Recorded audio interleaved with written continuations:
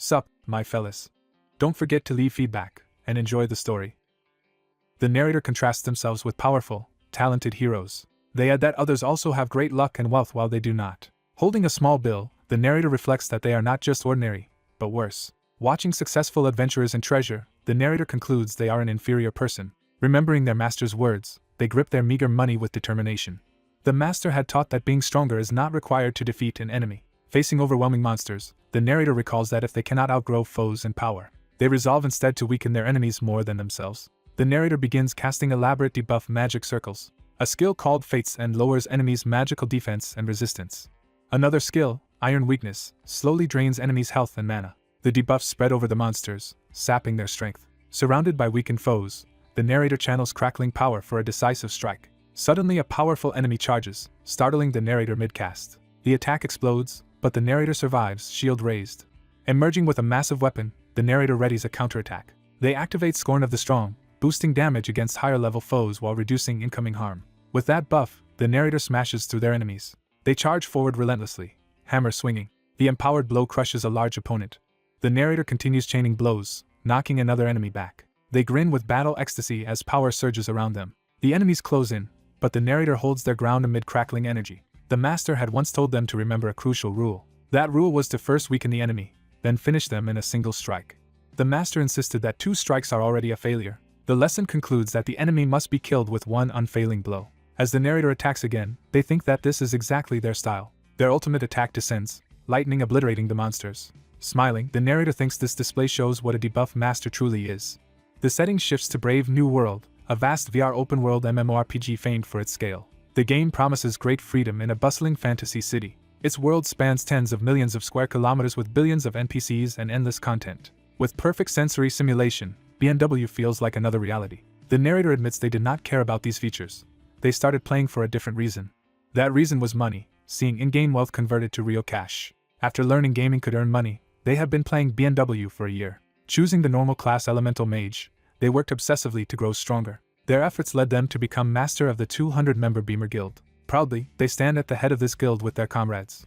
After a lucrative dungeon run, they calculate that the loot will fund a comfortable life for a while. When asked how they found such rich dungeons, they hint that there is a way to know everything. Feeling gifted at games despite their poor real-life background, they see no reason to give up on life. They conclude that this game is their sole means of survival. In the present, pursued through a rainy forest, they flee from armed men. The pursuers shout insults and order each other to catch the narrator, who struggles to escape. Losing sight of him in the rain, the thugs complain that they cannot see properly. They suspect he came this way and decide to search, believing he has nowhere to run. Hiding nearby, the narrator curses the Genesis guild that is hunting him. Genesis is introduced as a super powerful guild dominating BNW. The narrator reveals that Genesis destroyed the Beamer guild they had built. Shocked by the overwhelming power gap, they lament being unable even to resist properly. A system warning notes they have been logged into Brave New World for 47 consecutive hours.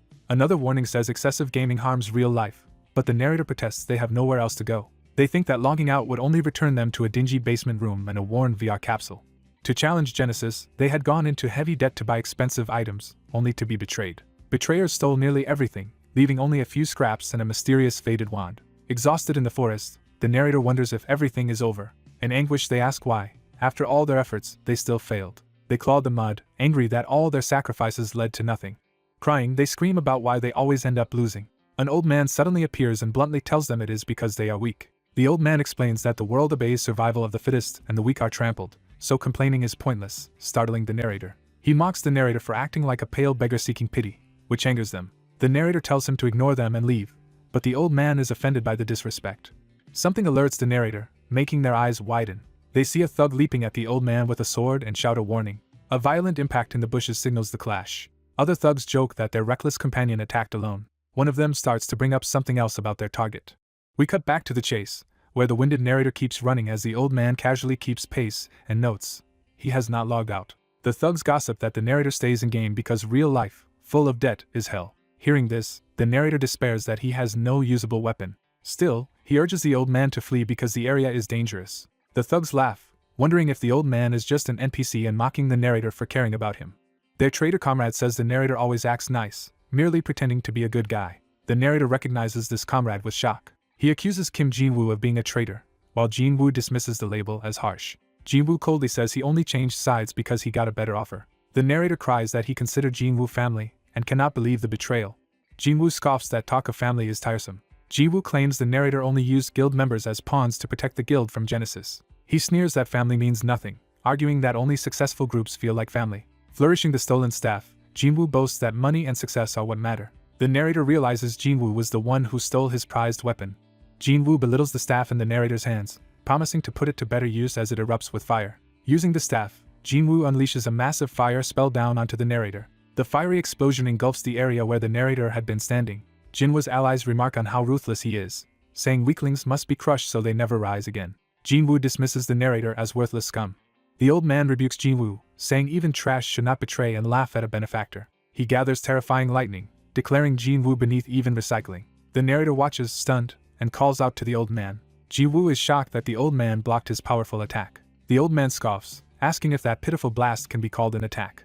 He shows the narrator how a real strike is done, obliterating the enemies with a storm of lightning. One surviving enemy wonders in terror what this power is. The lightning leaves a gigantic crater, emphasizing the old man's overwhelming might. The narrator realizes the attack hit the game's maximum possible damage. Astonished, he activates his rune of insight to appraise the old man.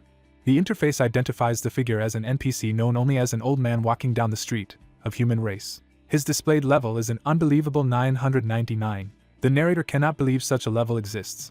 The readout repeats that this ordinary labeled old man NPC is actually level 999.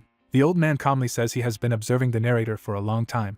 He bluntly lists that the narrator lacks talent, money, and even luck. Yet he admired how the narrator kept struggling against overwhelming foes. He liked watching the narrator fight with all their strength until the end. Just then a system window pops up before the surprised narrator. It grants an epic quest called the Sacred Bond of Connection, requiring him to bow respectfully to the old man, or die trying. Thrilled by receiving an epic quest with simple conditions, the narrator resolves to complete it despite the ominous warning. He thinks chances like this are unique and decides there is no reason to refuse. He prostrates himself, thanking the elder for saving him and begging to be accepted as a disciple. The system announces that the epic quest has been completed. A second notification congratulates him on becoming a disciple of Deus. Another message says his class has changed from elemental mage to the new profession disciple, leaving him stunned. The old man clarifies that this means the narrator has formally become his pupil. As his disciple, the old man promises to lead him onto the path of invincibility. Hearing the word invincibility, the narrator is both awed and hopeful. He swallows nervously, processing what that might mean. He accepts wholeheartedly, calling the old man his master. The master grasps his hand and teleports them together in a blaze of magic. As they vanish, the narrator marvels at how unbelievable this situation is. Observing the phenomenon, he realizes they are using teleportation magic. They reappear midway up the snowy Kunlun mountains in a pillar of purple light. Collapsing to the ground from the transit, the narrator pants in the cold. He thinks how casually the old man uses teleportation that even top players struggle with, doubting he is merely an NPC. The master tells him to stop dawdling and follow to a place where training will occur, and the narrator obeys. Inside a cavern, the awestruck narrator follows his master deeper. They arrive at a shining lake, which the master identifies as the lake of purification that will cleanse him. The narrator asks what purification means, and the master says he will train him intensively for 99 days only. The master adds that the lake will aid this training as a tool of purification. When the narrator asks for clarification, the master says purification is literal, like pouring new wine into a new bottle. He explains that the narrator is currently filthy. Without warning, he kicks the narrator toward the lake, telling him to wash first. The narrator splashes violently into the glowing water. Underwater, he panics that he is dying. Then he notices he can still breathe freely in the water. A notification states that the lake of purification has begun purifying him. Another warning says unbearable pain will soon begin and counts down from 60 minutes. As the timer starts, the narrator convulses and screams in agony while electricity courses through his body. Watching from the shore, the master notes that the disciple's intense scream sounds invigorating. The narrator feels as though every cell is burning. The scene shifts to his real-world body writhing in the VR capsule. Realizing the system permits this degree of pain, he frantically tries to press the logout button.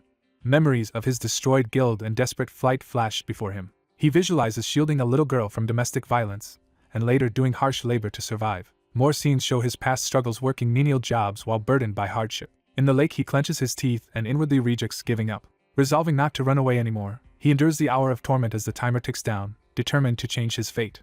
As the countdown to 0 approaches, bubbling water signals the end of Han Taesung's purification timer. Taesung bursts out of the water gasping for air. He drags himself onto solid ground, stunned that he succeeded. Lying back and laughing in relief, Taesung celebrates that he really did it. While he is still catching his breath, a glowing system window appears above him, confusing him. The system notifies him that purification is complete and his character will be reset. His status window shows his name Han Taesung, with his level dropped from 201 to 1, class listed as Disciple. Realizing this, Taesung screams in shock. Staring at the window, he panics over his lost level, while his old master calmly remarks that the purification worked. Taesung, forcing a smile, asks his master what happened and confirms that his level is now 1. The master bluntly reminds him that just an hour ago he was useless trash. When Taesung asks if that means before they met, the master explains that all his stats like strength, stamina and mana were completely unbalanced. The master asks if Taesung really thought he could become invincible with such skewed growth. Taesung wonders if his level was reset because he was a worthless character. The master vows to rebuild him from head to toe and draw out his potential to the utmost. He explains that compared to others gaining 1 mana per level, Taesung will gain 1.2 mana. Taesung calculates excitedly that when others have 100 mana at level 100, he will have 120. He calls out to his master, filled with renewed respect. Bowing deeply, he thanks the master for his grace while the old man notes how much he is bowing today. The master says it is too soon to be satisfied, as Taesung still has a long way to go to become the unparalleled strongest. The master outlines that for the remaining 99 days, they will repeat this process 100 times alongside even harsher training, and Taesung answers that he can handle it. Taesung resolves that no matter how many repetitions it takes, he will never give up as long as he can grow stronger. The master silently observes his determination with a faint smile. Walking away, the master says he hopes Taesung's resolve never changes. A new quest appears titled True Training begins, tasking Taesung with enduring days' training, starting at 1%. Meanwhile in the United States, at B&W Game Company Hive's headquarters, events unfold simultaneously. Inside Hive's special department Hexagon, staff work in a futuristic control room. A nervous staffer begins reporting the current situation. Another worker shouts that an epic code 007 has just been activated, shocking the team. Colleagues gossip that Deus has taken on a disciple, wondering if it is a famous pro gamer, but the operator says it appears to be an ordinary gamer. Their superior arrives, repeating in disbelief that the disciple is just an ordinary gamer as staff greet him respectfully. Introduced as Hive Vice Chairman and Hexagon Team Head Oppenheimer, he orders them to zoom in on the screen. Examining Taesung's profile, Oppenheimer concludes he really is just a heavy user from Korea. He reads the name Han Taesung aloud with interest. Oppenheimer decides to watch and see how long this new disciple can endure. Taesung recounts that he wanted to escape his miserable real life. To run from reality, he threw himself into the game B&W. However, he soon found that the game world was just as harsh as reality. He reflects that perhaps the problem was not the world but himself. Thinking back, he realizes he might have been the cause of his own failures. Everything changed when he met his master, who gave him new hope. Under this master, he began brutal training to become invincible. Months of relentless climbing and hardship passed during this training. Time skips ahead to his secluded, snowy training cabin in the mountains. The master relaxes, savoring a drink given by his student. Sharing drinks, the master happily notes that his student now brings him alcohol, and Taesung thanks him. The master reminds him that their promised 99 days end today and asks if he will miss Kunlun Mountain. Taesung replies that he cannot possibly feel sad about finishing such hellish training. The master scolds him for whining after only 3 months when he himself once trained without sleep, even after giving Taesung a break. Taesung recalls that during that break he worked hard in reality to pay off his debts.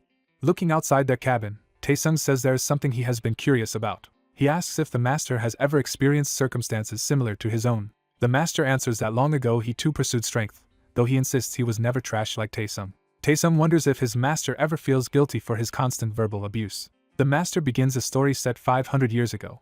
He explains that back then there were 8 people acknowledged as the strongest on the continent. Among those 8, he himself was always ranked last. Burning with frustration, he desperately wanted to surpass the stronger ones. So he retreated to Kunlun Mountain to train, ultimately gaining tremendous power. Yet even after all that training, he still could not win, surprising Taesung, who asks if the others were simply that strong.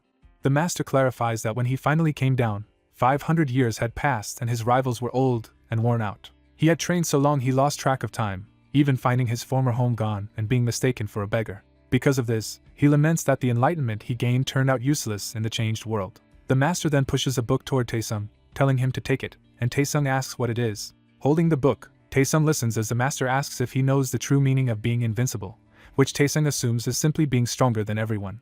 The master corrects him, saying invincibility is the unbeatable power to overcome any enemy. He explains that one need not be the strongest. Instead, one only has to weaken stronger enemies. He says the technique he just described is central to the path of a debuff master. The book he gave Taesung is revealed as the beginning and end of debuff master techniques. A system notice proclaims the training quest complete after Taesung endures Deus's regimen. Another notice announces that his class has successfully changed from disciple to debuff master. Wrapped in dark energy, Taesung tests his new power as his nickname changes from Taesung to Siegfried. Seeing the new name on screen, he is puzzled that it has been forcibly changed to Siegfried. The master cheerfully says that as his only disciple, Taesung deserves a name that suits him and orders him to use it. Taesung is stunned that while nicknames cannot normally be changed in BNW, his master can even override the system rules. Feeling reborn alongside his new name and class, Taesung believes this power will let him defeat the Genesis Guild members. The master adds that since Taesung is now his disciple, there is another matter to settle, prompting Taesung to ask what it is. The master explains that the other 7 of the original 8 likely left behind successors. A new epic quest appears from Master Han, ordering Taesung to defeat the 7 descendants of those legendary strong men, excluding Deus. The quest list shows all 7 descendants he must someday overcome. Taesung eagerly accepts, vowing to defeat those descendants with the techniques his master created and prove his strength. Pleased by his resolve, the master says his eyes now look far better and taps him, imbuing him with power. The master declares this the end of his lessons and commands Taesung to descend and become the strongest after him. Empowered, Taesung smiles and tells his master he is heading out. A pillar of purple light shoots from the cabin as Taesung is transported away. Alone again, the master murmurs in concern, wondering if he put too much pressure on his disciple. He second-guesses whether he should have sent Taesung off with such a heavy burden. The scene shifts to Birman territory at the western edge of the continent. Walking through a forest there, Taesung complains that his master sent him very far away. He decides the distance is actually good since he is only level 1 and would be crushed if he met Genesis members now. Sitting on a log, he concludes that his priority is to level quietly to at least 100 and opens his job description. The Debuff Master class is described as a melee damage dealer and supporter that weakens enemies with various debuffs while wielding heavy weapons and armor. His equipment mastery list shows high proficiency with multiple weapon types and heavy armor even at level 1. His skill list includes basic debuffs and smash, with stronger skills like speed regulation and contempt of the strong locked for now. Studying the window, he notes smash is an active skill and suspects the defensive and weakening fields are area debuffs. The Desperate Defense skill details confirm it creates a field that lowers enemies' defense and magic resistance, with range increasing by level. The Weakening Curse description explains it forms a field that steadily drains enemies' health and mana with fixed damage scaling from his mana, unaffected by defenses. Overwhelmed, Taesung exclaims that the combination of reducing defenses and dealing mana-based fixed damage is absurdly strong. He marvels that the debuffs cut both defense and magic resistance, and that fixed damage scaling to mana seems broken. Excited to test his new abilities, he considers looking for nearby monsters or even hitting a random NPC.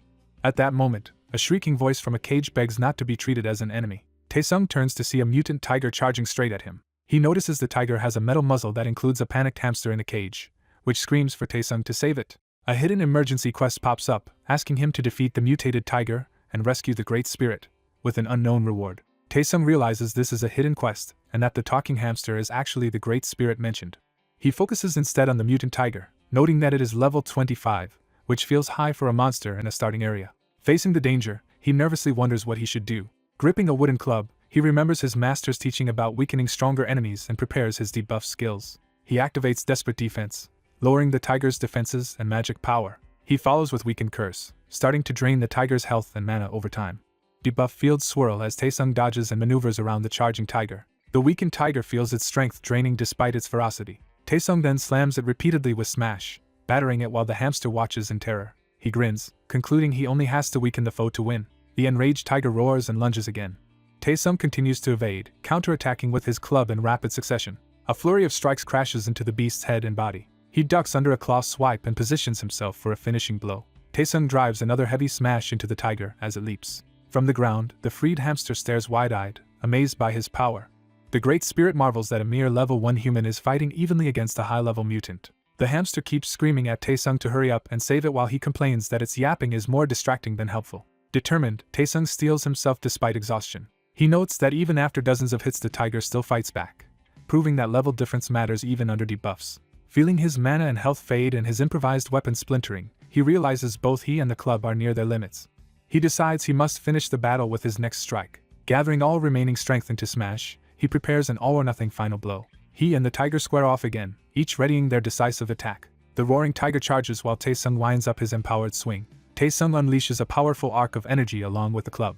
The finishing smash slams into the tiger, blasting it away in a massive impact. The tiger crashes to the ground, stunned and defeated. System messages flood Taesung's view, announcing multiple level-ups. He learns he has jumped all the way to level 15 from that single desperate fight. Looking at the fallen tiger, he understands that a debuff master's role is to defeat seemingly unbeatable foes. The hamster impatiently yells for him to hurry and free it, while Taesung silently regards the noisy creature. Once released, the Great Spirit thanks him profusely for saving its life, and Taesung notes how refined its speech is. Wanting to repay the favor, the hamster hints that Taesung might feel lonely adventuring alone and offers to accompany him. Taesung casually replies that he does not mind being alone and walks away, ignoring the hamster's plea. The frantic hamster clings to his leg, claiming amnesia has left it powerless and begging to be taken along. Annoyed, Taesung protests that he has no interest in keeping pets. A notification appears stating the hidden quest is complete, and that his reward is a contract with the Great Forest Spirit, making him realize the hamster itself is the prize. He recalls that this creature is indeed called the Great Spirit as the quest text confirms. Taesung considers that although it looks like a hamster, a Great Spirit's rank is comparable to a Spirit King's. He reasons that even if it seems useless now, once it regains strength it could be extremely valuable.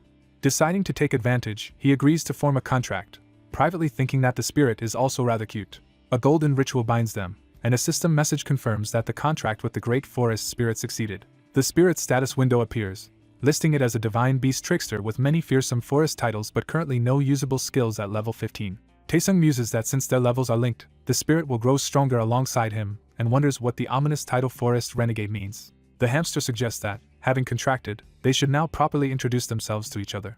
The small spirit introduces himself with an absurdly long name, which the human thinks is too excessive. A system message orders the human to give the contracted Great Forest Spirit a new name. The human happily renames the spirit Hamji. The spirit is stunned and squeaks in disbelief at the new name. Hamji glares angrily, clearly offended. While walking, Hamji scolds the human for giving such an undignified name to his great spirit body. The human argues Hamji is a cute name, while Hamji insists it is ridiculous for a great spirit, but the human tells him he has to accept it. The human then asks why such a powerful great spirit was locked in a cage. Hamji admits he does not know the reason. Hamji recalls waking up already imprisoned in a cage. He explains that he lost all past memories except his name, and the fact that he was a great spirit of a certain forest. Frustrated, Hamji demands that his new master help him recover his lost memories. The human advises not to rush, and says they should take things slowly. He concludes that, for now, both of them need to focus on getting stronger. The scene shifts to a town building where the next events will occur. At the Mercenary Guild, clerk Jericho greets the Otherworlder and asks why he has come. The protagonist says he wants to obtain a mercenary license, thinking he needs it to grow further. Jericho explains that to get a license he must first pass a qualification test proving his abilities. Jericho starts outlining the test, beginning with capturing mutant rabbits in nearby vacant territories. The protagonist instead places a large claw on the counter and asks if it suffices as proof. Jericho is shocked to see that it is a claw from a powerful mutant tiger, a material usually used for weapons. The protagonist casually explains he killed a mutant tiger on his way to the village and argues this should be better proof than catching rabbits, though Jericho doubts he did it alone. Jericho nervously questions that claim while the protagonist feigns innocence. Convinced, Jericho agrees the proof is sufficient and leads the protagonist to issue his license, as the protagonist wonders if that would really work. Jericho hands over a badge that serves as the Mercenary Guild license. Outside, the protagonist thanks him, and Jericho asks if he has time to listen to a story. The protagonist asks what story Jericho wants to tell. Jericho reports that unusual numbers of mutants have been gathering lately. He explains that a nearby ranch was recently attacked by mutants, and the villagers are living in fear. The protagonist confirms that monster appearances have increased, and Jericho adds that the mutant tiger he killed was not supposed to exist in this territory. Jericho continues that not only tigers but many mutant monsters have appeared. He lists vicious mutants such as wolves and buffalo joining the threat. These mutant creatures together are endangering the entire Beerman territory. The protagonist recognizes that finding a level 20 monster in this low-level area is abnormal, concluding that something is clearly wrong. Jericho finally asks the protagonist to help them deal with the crisis. A new quest appears, ordering the protagonist to do his best to protect the Beerman territory until the situation is resolved, with a gold reward on completion. The protagonist hesitates, saying his level is still too low to help, while Jericho insists he is the only one who has recently defeated a mutant tiger. Jericho also explains that their border location lacks magic communication circles, so outside help would take at least a week to arrive, which surprises the protagonist. The protagonist thinks this quest looks dangerous but also like a chance for rapid leveling. He tells Jericho he understands his request. He then agrees to help, brushing it off as nothing. At the same time, in distant Schreier Castle, a massacre is shown with bodies strewn across the floor. A bloodied survivor begs for mercy. He screams for his life as a huge axe descends toward him. The unseen attacker mocks him for disobeying, calling humans foolish. The assailant, clearly delighted, says not to worry because someone superior to humans will rule them. A golden, horned goblin king appears, declaring that he will become their king. Back in town, guild staff thank the protagonist for visiting as he leaves the building. Hamji, munching on a mana stone, teases that the protagonist now looks like a slightly better dressed beggar, which annoys him. The protagonist, now in proper adventurer gear with a mace, says he cannot keep wearing torn training clothes forever. Examining his new weapon outside, he thinks it should suffice and suggests to Hamji that they go eat now that shopping is done. He grumbles that Hamji already consumed the mana stone he bought, calling him a freeloader. Hamji disdainfully calls the mana stone a low-quality meal while the angry protagonist chases him, lamenting how expensive it was. The two glare at each other in comedic anger. 3 armed men approach, confirming he is the adventurer who defeated the mutant tiger. The leader introduces himself as Jang Manbok and says he will accompany the protagonist on the quest. He introduces Thompson and Rousey as the other party members, who eye Hamji and comment on the hamster. The protagonist realizes these are the other mercenaries Jericho mentioned, while Jericho assures him he is not alone. The protagonist introduces himself as Siegfried and asks them to take care of him as they shake hands. The group tells him they are counting on him as captain, surprising him. Manbok says the strongest should lead, admitting they could not catch a mutant tiger, and the protagonist reluctantly accepts the role. Thompson asks what their team should do next, and Siegfried says their task is to guard the village alongside the regular army. Siegfried suggests they first visit Bucardi Ranch, where the situation is said to be most serious. At Bucardi Ranch, a fierce battle is already underway between soldiers and hordes of mutant beasts. On the battlefield, Manbok barely holds off a giant mutant wolf with his shield and calls for Thompson to attack. Thompson responds, striking the wolf while Manbok shields, though they both struggle. Afterward, Manbok sits down exhausted, while Thompson notices something large approaching. Manbok, confused, wonders what is coming. A massive level 25 mutated bison charges through the ranks, trampling soldiers aside. The bison barrels directly toward Siegfried and the others, and someone yells for everyone to run. Siegfried braces himself as he turns toward the charging beast. He activates a skill called Smash, empowering his weapon with blue energy. He leaps high and brings the empowered attack down toward the bison. The devastating blow crashes into the ground and the bison beneath him. The bison collapses dead at Siegfried's feet. System messages announce that his level has increased and he has reached level 20. Panting, he complains he cannot freely use debuff skills with so many people watching and thinks he would prefer hunting alone. His companions rush over, asking if he is okay since it seemed the bison hit him, and he checks on their condition instead. Manbok explains that as the tank he is fine, but Thompson is badly injured and will be out of action for a while, though his life is not in danger. The others praise Siegfried for defeating the mutated bison alone and confirm the earlier rumor about him soloing a mutated tiger. Elsewhere, the Golden Goblin Lord commands something to come back, eyes glowing. Under his influence, various mutant beasts with red eyes are shown attacking soldiers and other creatures. Then the beasts abruptly retreat in the same direction, prompting soldiers to wonder if the quest is now complete. Siegfried instead finds it suspicious, noting that all the mutants fled together, as if ordered to retreat. Another observer echoes this realization, asking if that is really the case. A new investigation quest appears, tasking Siegfried with discovering why the mutated creatures caused the monster wave. He recognizes it as a follow-up quest that requires solving the underlying cause rather than just killing monsters. Siegfried tells his party to return to the main camp while he follows where the mutants are heading. He assures them he will be fine since he is the only uninjured one, and points out that Hamji is with him. One teammate blushes over how cute Hamji is as they depart.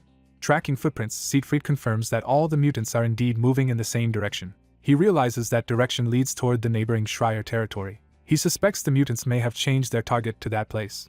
Hamji calls him over, saying he has found something. Hamji leads him through the forest and tells him to look ahead. Siegfried sees the distant castle of the Schreier territory. As he observes, the massive castle gate begins to open with an ominous atmosphere. Siegfried reacts tensely upon seeing what is emerging. Countless monsters pour from the gate, led by the laughing Golden Goblin Lord. A system window identifies the leader as Garugo, a legendary Goblin Lord boss with light and fire attributes, and the special ability of mind control over monsters. Siegfried realizes this Goblin Lord with mind control is the one who drove the mutants berserk. Knowing the cause, he decides he must return to the barracks because he cannot handle the enemy alone. Back at the Beerman barracks, a formal meeting is convened. The commander-in-chief of the Beerman army introduces himself as Blitch. Siegfried introduces himself in turn, and Blitch says he has heard of Siegfried's achievements through Jericho's strong recommendation. Blitch apologizes that they do not have time for pleasantries. Because the situation is urgent, he immediately begins a strategy meeting around a war map. He explains that Schreier territory has already fallen to goblins, prompting Siegfried to ask if they are behind the mutant crisis as well. Siegfried clarifies it is specifically the Goblin Lord who used mind control to command mutants and seize Schreier. He adds that now this Goblin Lord is aiming his mutant army at Beerman territory.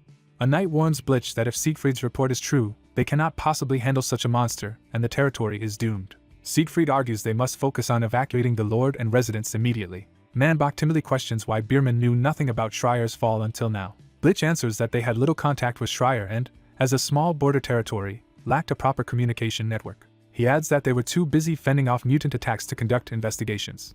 Siegfried concludes that the Goblin Lord exploited this isolation to create the current crisis. A cutaway shows the Goblin Lord gloating over a model of the territory in his hands. Bleach laments that their proud 300-year-old Beerman is crumbling because of goblins. He clenches his fist on the map, agonizing over how to even report this disaster to his lord. Siegfried interjects that there is still a possible way. Bleach urgently asks what method he means, and Siegfried says it depends on whether they can buy him enough time. He declares that it needs to be time for him to grow stronger. Siegfried then outlines a simple strategy as soldiers observe another mutant wave. The plan is to deploy fast special forces to harass the mutants. These troops will use hit-and-run tactics to scatter the mutant horde. The soldiers then run, drawing groups of mutants away from the main force. Siegfried instructs them to lure the dispersed mutants to his position. He plans to personally finish off each gathered group of enemies using his powerful debuff skills. He promises that once he reaches level 30 he will stand with them to fight the goblins. And Bleach notes that otherworlders can grow quickly due to their special rune. Bleach objects that the Goblin Lord is level 50, leaving a 20-level gap even then. Siegfried acknowledges the disadvantage but says it is still possible. He reminds them he already killed a level 20 mutant tiger when he was only level 1, so defeating a higher level foe is not unthinkable. He adds that even failure will at least buy time for reinforcements, prompting the officers to look to Bleach for a decision. After a moment of thought, Bleach gives his answer. Bleach states he will trust Siegfried and go along with the plan. A new main quest appears, commanding Siegfried to kill the Goblin Lord Garugo. Later, Siegfried prepares to log out, and soldiers ask him questions as he apologizes that he has no money for extra food. Hamji angrily clarifies he is not asking about food, while Siegfried dismissively calls him a parasite and asks what he really wants. Hamji presses Siegfried about hiding something during his talk with the bald commander, and asks why he kept it secret. Boasting of his great spirit perception, Hamji says he can sense such things and tells Siegfried not to underestimate him. Siegfried reveals that upon reaching level 30 he can gain a new skill. He shows Hamji his suite of skills and notes they will be crucial against Garugo, though they do not guarantee certain victory. Hamji asks why he is hiding these skills, and Siegfried replies he is not ready to reveal them yet. Siegfried explains that because regular users are present, openly showing cheat-like skills would cause a commotion and spread rumors. Hamji comments that humans live exhausting lives, and Siegfried replies it is better to be cautious than be blindsided. Outside, Manbach marvels again at the hamster, then asks if Siegfried is done speaking with the commander. Siegfried admits the plan centers heavily on him, but Manbach says he is grateful just to be included. They decide to rest before the operation, with Siegfried agreeing to log out for a short break as well. The others log off, and Siegfried tells Hamji he will return soon and tosses him a coin for snacks. Delighted, Hamji thanks his suddenly generous master as he snatches the coin excitedly. Hamji reminds Sieg that he earlier claimed to have no money. Sieg admits he lied about being broke and logs out of BMW. Back in reality, Sieg removes his VR headset, groaning. Standing up from his capsule, Sieg complains that his body is stiff. As he walks, he thinks he should get something to eat. He immediately changes his mind, deciding there is no time to eat and that he should sleep instead. Lying down, Sieg reflects that a lot has happened lately. He recalls how his guild was destroyed and he became a fugitive. He remembers meeting his master, gaining the hidden job debuff master. He thinks about how he is now fighting to obtain territory in the game.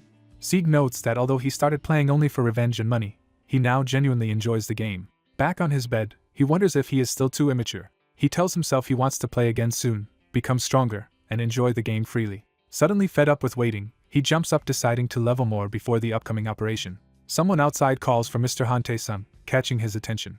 Sieg opens the door, surprised since he was not expecting visitors, and asks who it is. Delivery men confirm his identity, and say they came to install a capsule. Confused, Sieg says he never ordered a capsule while eyeing the large boxes. The workers verify the address and ask again if he is Hante-san, and he confirms but insists he did not order it. They hand him an envelope, explaining they do not know the details but the order specified it was for him.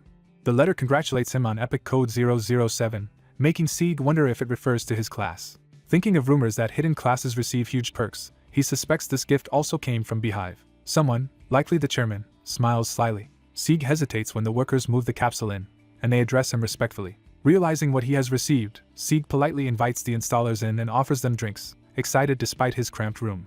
In the hallway, a suited director watches the delivery men and ends a phone call about getting coffee. On the phone, he reports to the chairman that they have arrived at Sieg's house and begun installation, and the chairman thanks him. The director then asks the chairman why a stranger like Han Tae-sung is receiving such a gift. The chairman, who shares Sieg's hidden class, answers that he is doing it out of camaraderie. Sieg examines the capsule's remote, recalling the advertisement he saw for the Hyper VR capsule Ogre endorsed by top guild leader Chai Hyun-suk.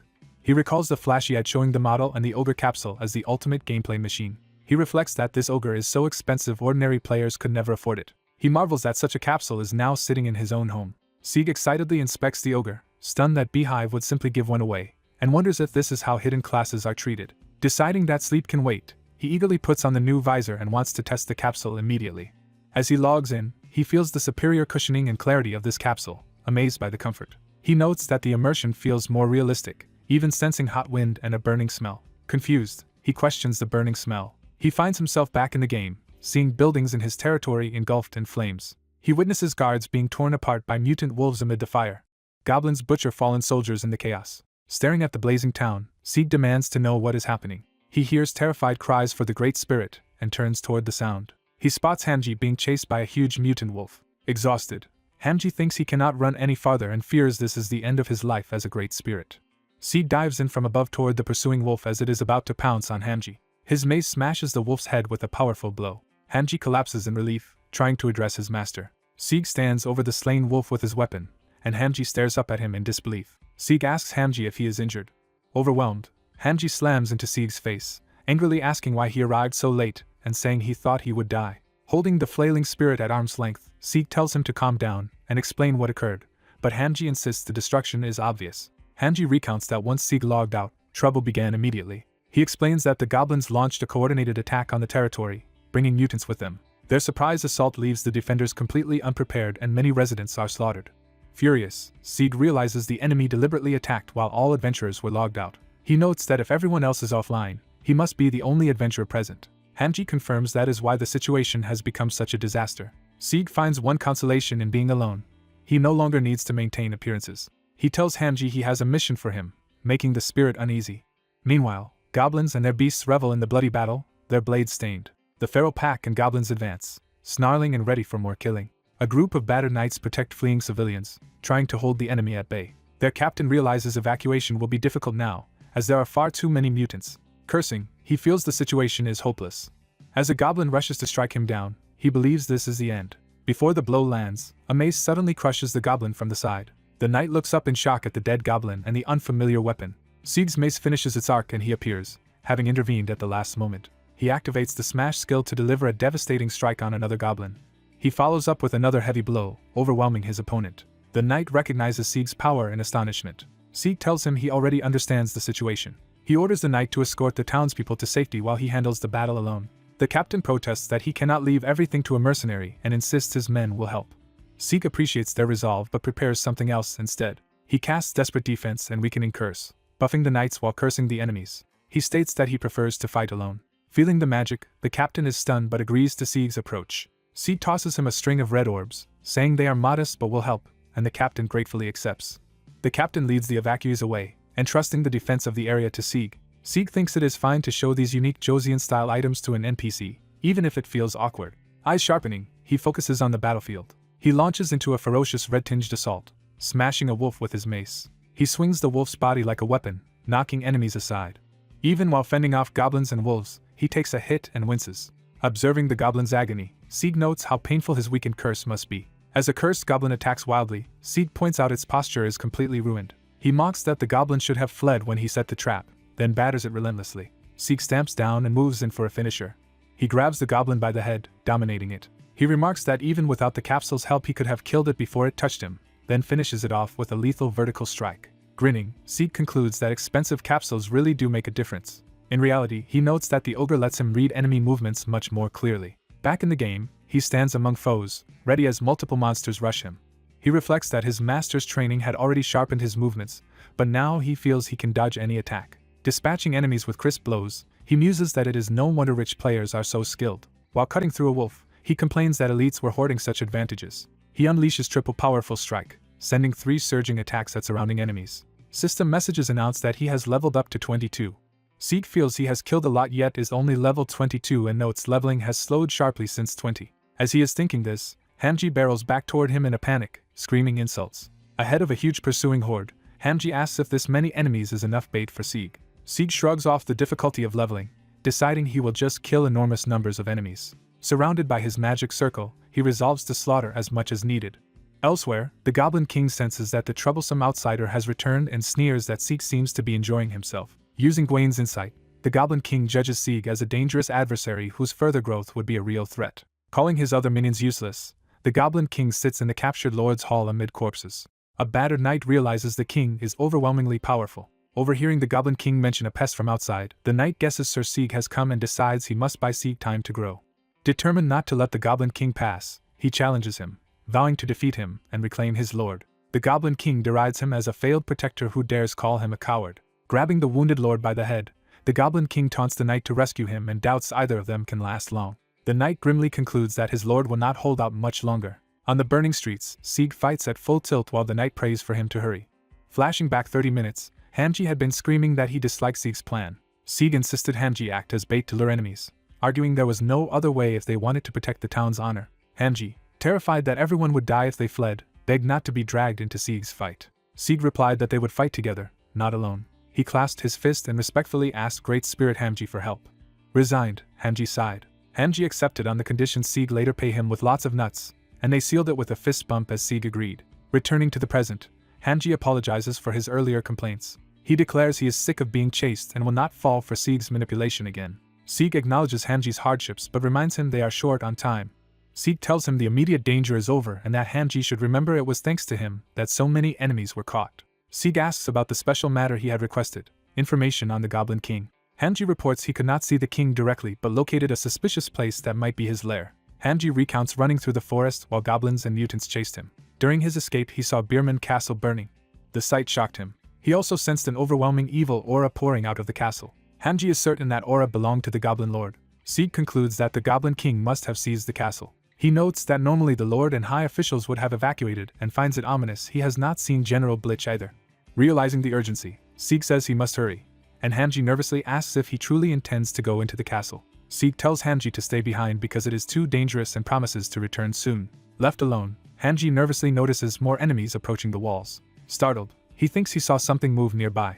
Frightened again, he changes his mind and calls after Sieg, saying he wants to go with him. Sieg arrives at the burning Bierman Castle, noting it is larger than he expected. Feeling the ominous aura from within, he judges it risky to enter recklessly. Nevertheless, he steels himself. When Hamji keeps trailing him, Sieg asks why he is following, repeating that it is dangerous. Hamji claims he is only worried for Sieg going alone, though he admits he is scared.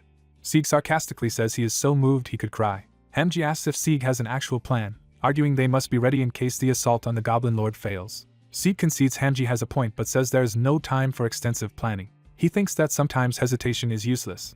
Empowered by purple energy, Sieg charges forward with Hamji clinging to him, deciding the right answer now is to push through and advance. A huge door trembles as someone screams from beyond it. Sieg bursts through the wall with his pet, charging forward amid debris. He lands heavily inside the corridor, carving a path through the floor. His frightened pet scolds him for entering recklessly while he hushes it. Sieg notices something alarming ahead. He finds the bloody knight Blitch, who greets him and remarks on his noisy entrance. Sieg rushes over, shocked at Blitch's injured arm and wondering why he is still here. Blitch insists that although weak he remains a knight bound to protect his lord. Sieg inwardly curses that even the lord ended up in danger despite Blitch's strength. A sinister voice identifies Sieg as the human who annihilated its army. The Goblin King appears, sizes Sieg up as the strongest human yet, and understands why another human anticipated his arrival. Sieg feigns ignorance while the Goblin King laughs and tells him to drop the act. The Goblin King accuses Sieg of sacrificing Bierman's people to grow stronger for this fight, pointing to the corpses. He taunts that those people died foolishly while waiting for Sieg, enraging him. Blitch tells Sieg to ignore the Goblin King's lies, saying they only did their duty, and Sieg softly calls to him.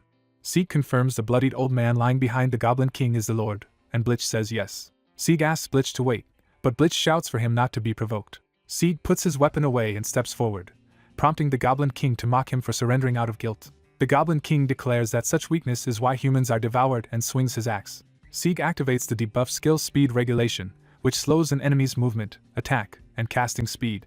Empowered by the skill, Sieg blitzes the Goblin King and slams him into the wall with streams of water-like energy. The Goblin King loses track of Sieg's movements and wonders if this is a trick. Sieg casually calls out while holding Blitch's severed arm. He orders the Goblin King not to touch Blitch's arm with filthy hands. Enraged, the Goblin King curses at Sieg. He dives down in fury as Sieg carries the unconscious Lord in his arms. Sieg uses the Lord's body as partial cover while blasting the Goblin King with speed regulation energy. The Goblin King realizes the slowed feeling is Sieg's doing and questions whether Sieg got faster. He recognizes his own body has been slowed by the blue currents that bind his limbs. Bound in glowing chains, the Goblin King screams and demands to know what Sieg did. Sieg notes that speed regulation is working well and Blitch, stunned, calls his name. Sieg explains he took Blitch's arm so the enemy could not use it, even if he cannot reattach it. He says Blitch and the others bought him time to grow stronger and asks them to leave the rest to him. Sieg orders Hamji to stop hiding and evacuate Blitch and the Lord, and the pet reluctantly agrees. Blitch asks Hamji to be gentle with the Lord as the pet drags the unconscious man away, complaining. Sieg thinks the immediate crisis is handled. He concludes that now only the Goblin King remains. Seeing the chained Goblin King, Sieg reflects on how the enemy humiliated him and stole his loot, and vows to tear him apart. Sieg, wrapped in his own blue chains, says he no longer needs to worry about the Goblin King. Smirking, Sieg invites the Goblin King to have some real fun. The ruined hall shakes as the battle resumes. The Goblin King struggles against the slowing waters and roars in pain. He swings his axe in large arcs while Sieg narrowly dodges within the slowed field. Sieg lands heavy blows on the Goblin King's body. The Goblin King shrieks and manages to smash Sieg away with his weapon. Sieg, thrown across the hall, realizes the boss is adapting to speed regulation and laments how troublesome high-level enemies are. The Goblin King, still slowed but advancing, mocks Sieg for losing his earlier confidence. He sneers that Sieg cannot win with such petty tricks and accuses him of underestimating him. He vows not only to kill Sieg but to mutilate and sacrifice him to the god of war. Sieg admits speed regulation is only a support skill and that its limitations are showing. He notes that the skill has drained his mana, preventing him from freely using other abilities, and thinks he should have tried his other skill first. Sieg wonders if he should now use that other skill. He decides against using it immediately. Instead he keeps fighting, vowing to wait for a better moment, while the Goblin King jeers that he is throwing himself at death. The Goblin King asks if Sieg has come up with another trick as Sieg prepares another charge. The Goblin King's massive swing sends Sieg smashing into the wall again. Bruised, Sieg blocks another attack while the Goblin King delights in his pained expression. The Goblin King tells him to think fast and continues hammering at him with his axe. Sieg counters attacks while internally insulting the Goblin King's intelligence. The Goblin King, eyes glowing red, boasts that Sieg's efforts are meaningless. He blasts Sieg downward in a devastating strike that explodes the floor. Sieg cries out in pain amid the flying rubble. With his foot on Sieg's chest, the Goblin King lectures that humans have always scorned goblins as insignificant savages. He admits goblins are not naturally superior beings. However, he declares he will change that as he stomps on Sieg. The Goblin King dreams aloud that someday humans and higher beings will fear and worship goblins. He says such ambition is the burden a goblin lord must bear, unlike a goal-less mercenary like Sieg. Sieg dryly calls the speech touching but says goblins cannot escape their current treatment. He insults them as low-class and filthy, deliberately provoking the Goblin King. In a chibi aside, Sieg remarks that if goblins want respect they should start by washing themselves. The Goblin King trembles with rage and asks if those will be Sieg's final words. He raises his axe and roars for Sieg to die. Seeing the opening as the axe descends, Sieg decides the time has come. He deactivates speed regulation, surprising the Goblin King as the chains vanish. The Goblin King's uncontrolled full-power strike slams into the floor, creating a huge impact. He realizes he used too much strength and that his body suddenly feels lighter, while his axe is stuck in the ground. He suspects Sieg baited him into overcommitting just as Sieg dashes in. Sieg unleashes a flurry of high-speed strikes around the immobilized Goblin King. He smashes the Goblin King's head with repeated blows, drawing screams. Sieg continues his relentless assault, gripping the Goblin King's face. Sieg widens his eyes as something else appears. The Goblin King's giant mutant tiger, under mind control, charges and slams Sieg away. Sieg is hurled through the air yet again. The Goblin King remarks he did not want to damage the castle, but he admits he is impressed that Sieg forced him this far as he mounts the tiger. Sieg pants, realizing how hard he has pushed the enemy. The Goblin King says the fun ends now and prepares a different power. He reveals his true talent as a Goblin Lord is mind control and summons his strongest mutant tiger to trample Sieg. Ordering his servant to attack, he rides the roaring beast. Mounted on the tiger, he charges through the crumbling hall. The tiger dives at Sieg, threatening to crush him. The Goblin King laughs, calling it an honor for the castle to become Sieg's tomb. A voice counters that this place will instead be the Goblin King's grave, shocking him. Suspended before a glowing scale-shaped pattern, Sieg recalls the Goblin King calling him a purposeless mercenary. He activates his other debuff skill, Disdain for the Strong. The system states that because the Goblin King Gurugo is a higher level than Sieg, Sieg's damage against him is increased and damage received is reduced. Facing the charging tiger, Sieg declares he is not just a nobody. He proclaims himself the debuff master. Empowered, Sieg readies his weapon beneath a radiant cross-shaped light, vowing to stand at the top of this world. The system announces that Sieg has cleared the quest to protect Bierman Estate. The scene shifts to a peaceful sunrise over the mountains. Narration notes that another long, arduous day has ended over the restored castle. With the Goblin Lord dead, his control over the monsters vanished, and they began to collapse. The remaining goblins are finished off in the aftermath. Survivors confirm that all enemy remnants have been cleared and wonder if the quest is truly over. Lightly injured villagers band together to help with the recovery. People work to rebuild the damaged territory. Later, Sieg sits outside the field hospital tents, recovering. Drinking a potion, he happily says he finally feels alive again. He marvels at how amazing a potion is that can restore someone from near death, something impossible in real life. Sieg still finds it hard to believe what he accomplished. He reflects that he alone managed to defeat such a powerful goblin lord and his mutant beast. He thinks that without enough mana for disdain for the strong at that moment, he would have died instead. The skill description explains disdain for the strong increases damage against stronger enemies and reduces damage taken, with great effect but long cooldown. Sieg muses that he cannot always hide his skills during battle when Blitz approaches and asks if he is well enough to be up. Sieg greets Sir Blitz with a smile. Blitz judges from Sieg's expression that he is fine and praises his resilience. Sieg is told he should rest more, but he replies that he was ordered by the Lord to come to the castle anyway. Sieg wonders aloud if the Lord, who was badly injured, is alright. Blitz says the Lord would have been in serious danger if Sieg had been any later but is now recovering thanks to treatment. Laughing, Blitz says the Lord is renowned for being robust despite appearances, and Sieg privately finds the situation awkward. Sieg glances at Blitz's bandaged stump, weighing his feelings. He apologizes, saying if he had arrived sooner Blitz might have kept his arm, but Blitz insists he should be the one thanking Sieg. Blitz says that without Sieg they would have lost the land, and that losing an arm is a small price for protecting the territory. Smiling, Sieg thinks that Blitz truly embodies knighthood. Blitz ends the compliments, and urges Sieg to come along. He says everyone is waiting for Sieg at the castle. At the gate, the frail Baron Wegman formally greets Sieg as the savior of his territory. Sieg introduces himself as Siegfried, and the Baron remarks that even his name sounds heroic. The Baron tries to kneel in gratitude, thanking Sieg for saving the territory, while Sieg awkwardly tries to stop him. The Baron collapses dramatically in pain as his guards rush to him. He wails exaggeratedly that he is going to die. Watching this, Sieg confirms with Blitz that this melodramatic man really was a renowned general. Embarrassed, the Baron laments that Sieg has seen him in such a pitiful state. Sitting on a stone, he apologizes that he has not fully recovered but still wants to thank Sieg again. Sieg says such gratitude is unnecessary since he was only hired as a mercenary, and feels the praise is excessive. The Baron responds that Sieg's motive does not matter, only that he risked his life to defend their land. He adds that without Sieg the peaceful territory would have fallen to wicked goblins, then tells him to follow for a reward. Sieg's eyes shine as he thinks it is finally quest reward time. He anticipates that the reward must be amazing given the extreme difficulty, while the Baron grumbles over the cost of the destroyed door. The Baron leads Sieg back into the ruined hall where they fought the Goblin Lord. Sieg notes they are in the battle chamber, and now sees how wide the space actually is. He observes that it resembles an altar while the Baron approaches what he calls his ancestors' treasure vault. The Baron explains most treasures are gone, sold or lost, leaving the vault nearly empty. He says one true treasure remains and offers the ornate box to Sieg. Sieg opens the glowing box. Light spills out, and Sieg gasps in surprise at what he sees. A magical document appears, revealed to be a voucher for the legendary artisan Mercedes workshop. Narration shifts to describe the continent of Nurburg, where magic, alchemy, and metallurgy have long been highly advanced. Over thousands of years those crafts evolved further, setting the stage for the power of places like Mercedes workshop. Magic and science intertwine so deeply that a new fusion technology is born. This fusion crystallizes into powerful tools called artifacts, combining magic, alchemy, and metallurgy. Massive workshops arise that produce nothing but these artifacts. The Autonica workshop becomes renowned for superior technology. The Bimerian workshop gains fame for overwhelming destructive power. The Mercedes workshop comes to be seen as the ultimate one. People hail Autonica, Bimerian, and Mercedes as the three great artifact houses of the continent. Among their products, a highly valued Mercedes workshop enhancement voucher is given as the Goblin Lord quest reward. The voucher guarantees 12 successful artifact upgrades regardless of level and is worth a fortune. The protagonist is shocked by how overpowered and valuable the 100% Mercedes plus 12 voucher is.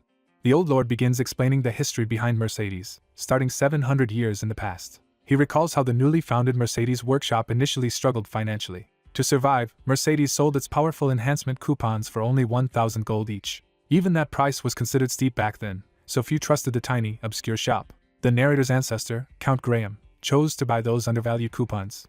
That ancestor supported the ignored Mercedes workshop by purchasing its vouchers. The old lord admits he is unsure if his ancestor foresaw the future or just liked collecting odds and ends, but the investment proved excellent. He says those long-held vouchers have finally found their proper owner. The protagonist protests that the voucher is too expensive a gift and should be worth tens of millions now, but the lord calls it ownerless. The lord explains they meant to give it to a talented descendant, but none qualified. He laments that even his best descendant, his son, falls short and wishes the boy resembled him more. The lord then asks the protagonist for a favor and wonders if he will grant it. He recalls briefly waking during the incident and being dragged outside by someone. In that moment outside, he clearly saw something. What he saw was the protagonist's intense, unwavering gaze filled with resolve. Convinced, the lord declares the protagonist destined to become a continent-shaking hero, which embarrasses the young man. The lord asks that when the protagonist becomes a hero he look after his son. He says he wants to invest in the protagonist just as his ancestor invested in Mercedes, recognizing the youth's bravery. Touched, the protagonist accepts and takes the blazing golden voucher. A new quest appears requiring him to care for Baron Wegman's son once he grows stronger, with reputation as the reward.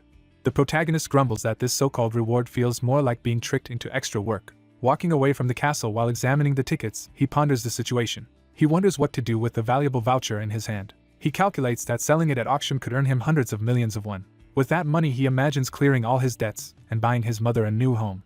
Remembering how his fierce master would scold him for short-sightedness, he imagines being berated. He decides instead to think carefully and not rush the decision. He concludes that investing the voucher in his future strength is wiser since money can be earned later. He then notices Hanji is missing and realizes he has not seen the hamster all day. Worried, he hopes Hanji is not causing trouble somewhere again. The scene shifts to a shabby building in town. Inside, Hanji happily decides he has gathered enough of something. The hamster shakes his rear and starts dancing enthusiastically for now. Spectators laugh at Hanji's cute dance. As one man remarks it reminds him of his daughter and hints that the performance is not free. Hanji agrees that his cuteness costs snacks, receives a treat, and asks if the crowd wants more like an imitation of his stupid master. While Hanji jokes about his stupid master, the real master appears silently behind him. The protagonist grabs Hanji, scolds him for goofing off as a supposed streaming partner, and Hanji retorts that life with a lousy master forces him to perform for snacks. Another man is surprised that Hanji also eats snacks, not just magic stones, and recognizes the protagonist as Sieg they have been searching for. Back at the table, Manbach invites Sieg to sit, noting how busy he seems and asking about his quest rewards. Sieg replies he is about to receive them and Manbach happily boasts about the unprecedented quantity of rewards they all earned. Sieg decides it is better not to mention the ultra-rare Mercedes voucher so as not to dampen Manbach's excitement. Jericho the innkeeper greets Sieg warmly, relieved he survived. Jericho thanks the party for saving him but notes his funds are drained by building repairs. He still pays Sieg the 5,000 gold mission reward, apologizing for the small amount. Jericho quietly praises Sieg's discretion in not telling the other mercenaries about the extra reward from the Lord.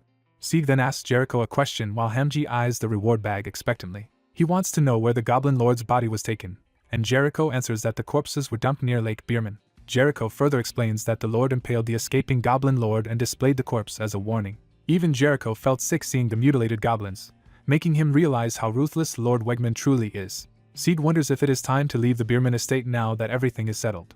He reflects that his stay was short but full of growth and wonders if his own master foresaw this when sending him here. He concludes that thanks to his master's guidance he has gotten off to a strong start in this world. Suddenly a booming voice outside shouts for a disciple as a huge, sword-wielding figure appears in town. The shout is so loud it hurts ears, startling Sieg and Jericho. Jericho complains about someone drinking early and yelling, while Sieg suspects the man has already left the tavern.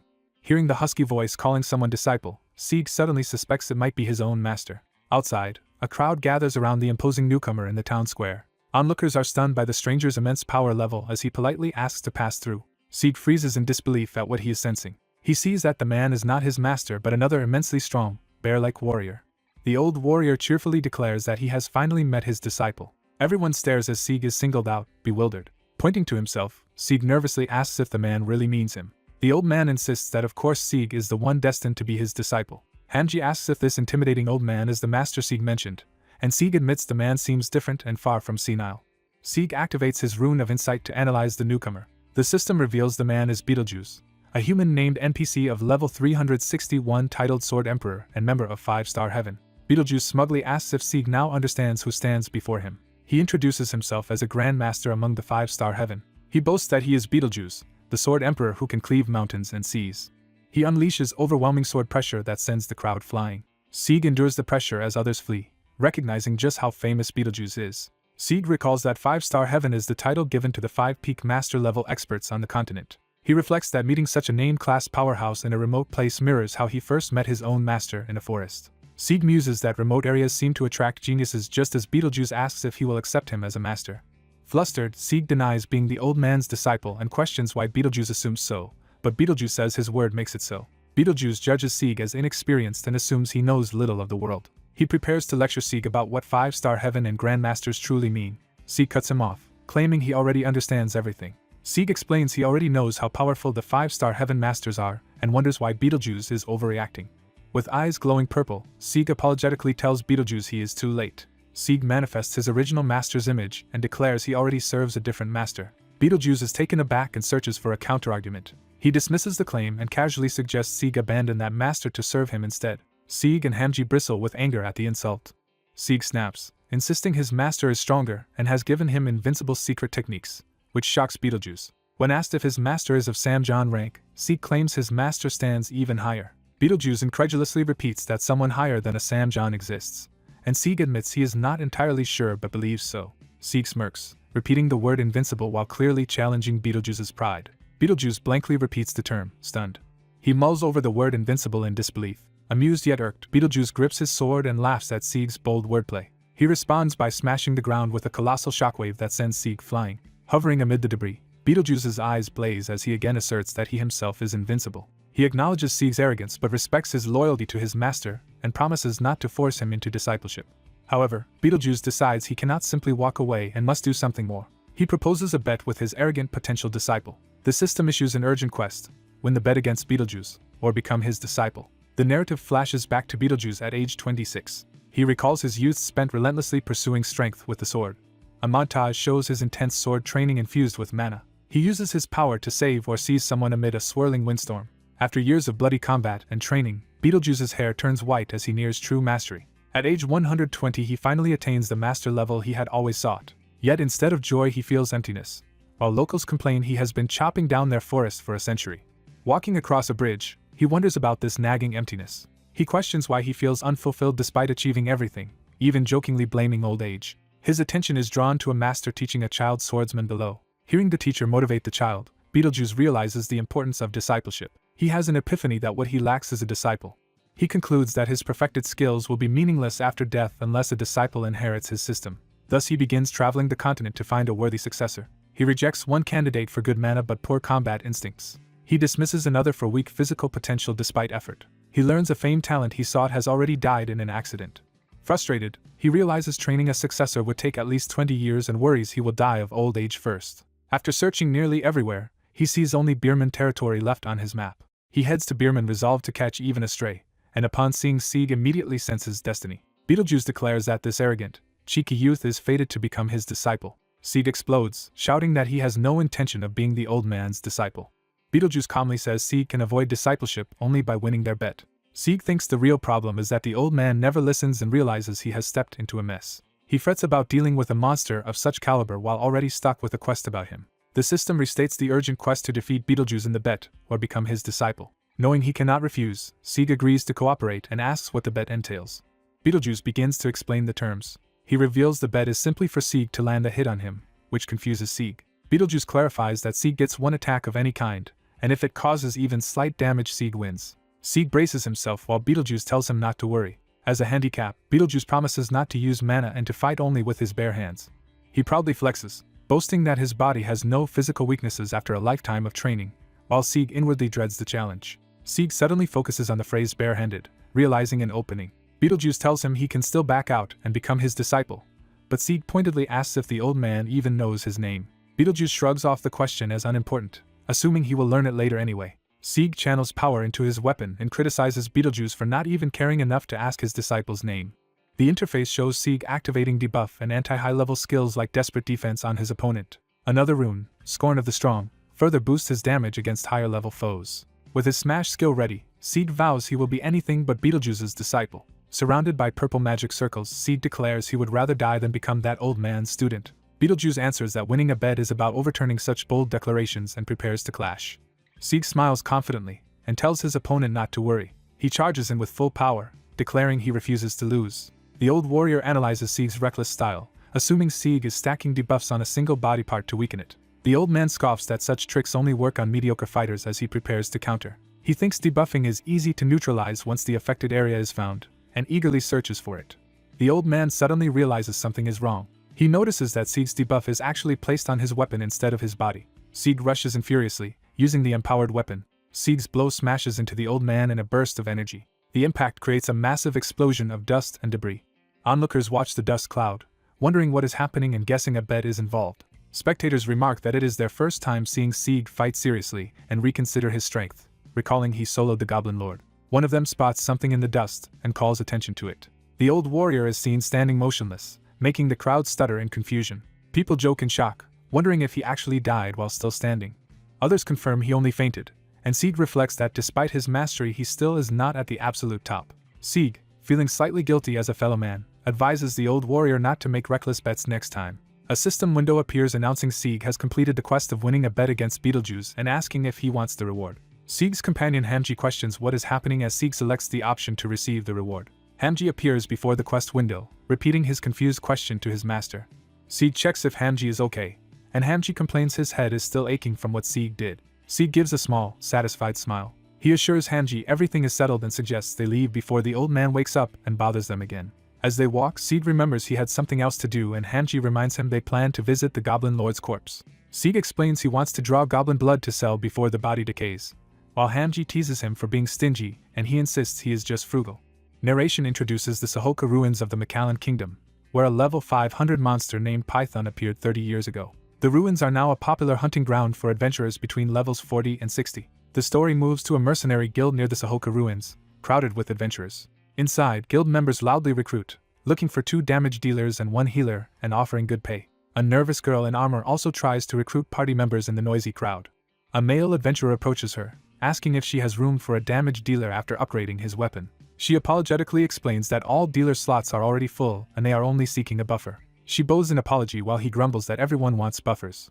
The girl, named Gazrin, laments that among the many people present there are still no priests or buffers, and her status reveals her as a level 48 elemental mage. She realizes most recruiters are the same people she has repeatedly seen, all looking for buffers or clerics, and assumes they share her predicament. Believing today's hunt ruined, Gazrin looks dejected. She notices someone and reacts with surprise. Seeing Sieg with Hamji, she thinks he looks new to this guild and wonders if he is a novice. Deciding to check properly, she activates her rune of insight to examine Sieg. What she sees shocks her. Gazrin rushes over, grabs Sieg's arm, and calls out to him. Sieg and Hamji turn around, puzzled by her sudden action. Blushing slightly, Gazrin asks if Sieg would like to join her party. The scene cuts to the real world where Sieg deposits money at an ATM. He narrates that after the incident in Bierman territory he has been busy dealing with real-life matters. Most of his time has gone to repaying massive debts, and he wonders why the interest seems to have grown. He recalls how aggressive loan sharks who once harassed him at home have recently gone quiet. Sieg hopes their silence means they will never bother him again as he walks down the street. Hearing a sports car roar by, Sieg turns his head. He sees a flashy couple in a luxury convertible happily planning dinner. Watching them, Sieg wonders how expensive such a car is and notes the Goblin Lord quest gave him lots of money but not enough for that life. He reflects that his earnings were pure luck because low-level players rarely get lucrative quests, and that BNW, like reality, is highly polarized by level. He explains that after level 200 many profitable quests open up and that some wealthy merchants help low-level users. He notes that players with exceptional physical and mental abilities can become pro gamers in BNW competitions. Others can earn money by streaming their gameplay if they are good at broadcasting. Sieg concludes that in BNW, as long as you keep growing, you will eventually make money. He daydreams about one day owning a foreign luxury car, living in a penthouse, and enjoying wealth. His fantasy extends to marrying a beautiful wife. In his daydream, this imagined wife, resembling Gazrin, sweetly asks what skills he has. Hamji snaps Sieg out of his daydream, asking why he has been zoning out. Sieg apologizes, says he was lost in thought, and asks Gazrin to repeat what she was saying.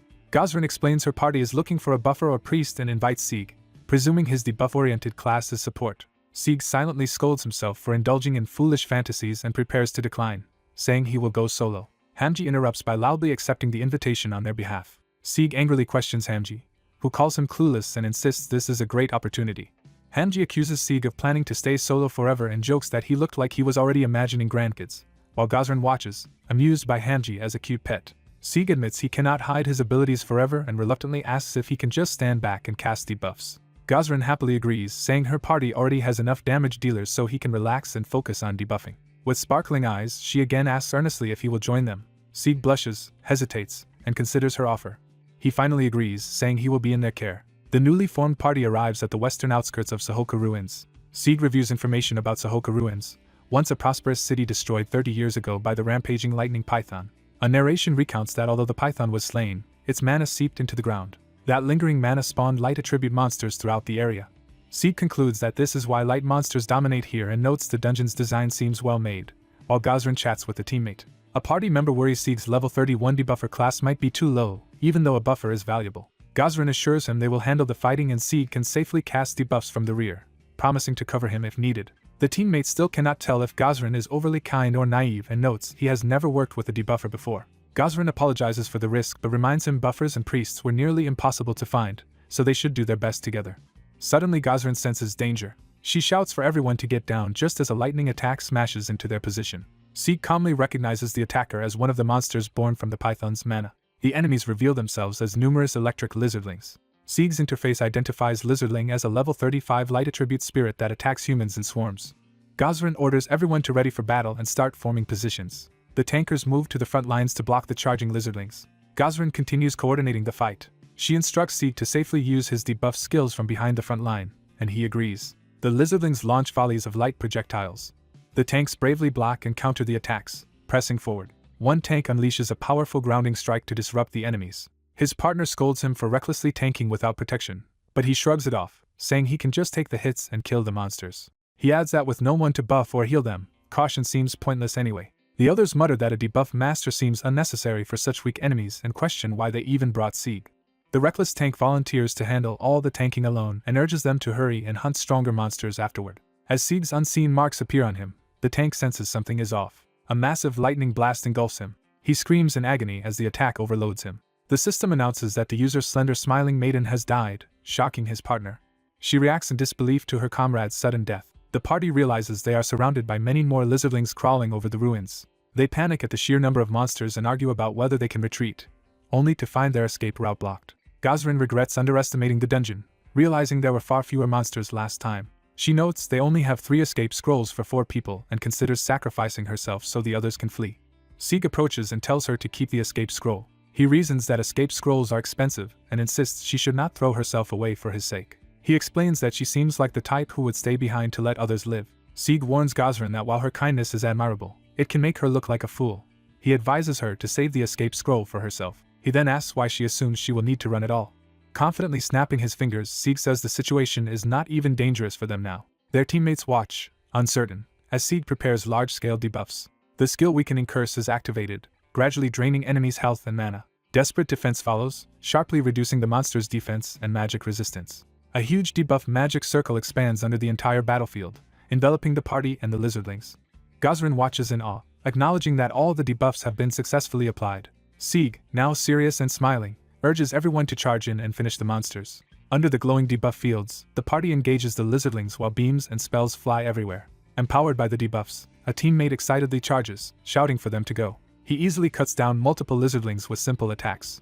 Surprised at their newfound strength, he laughs at how weak the monsters now feel. Sieg clasps his hands, preparing more, while watching the fight from a vantage point. From atop a pillar, he calmly reminds the others not to get careless, or they might end up like the dead tank, and they agree. Thinking to himself, Sieg is pleased at how well this strategy works. He notices that merely staying back and spamming debuffs is giving him plenty of experience, and wonders if he should just keep leveling this way. He suddenly yells for caution as another attack comes. A powerful lightning strike descends, but Gosrin shields Sieg with a barrier while blocking the blow. She asks if he is alright, and he thanks her for saving him. Sieg reflects that Gosrin's agility is impressive and that she would have achieved an even higher level if she had chosen a rogue or archer class. Watching her unleash spells, he muses that it is almost a waste she became a mage.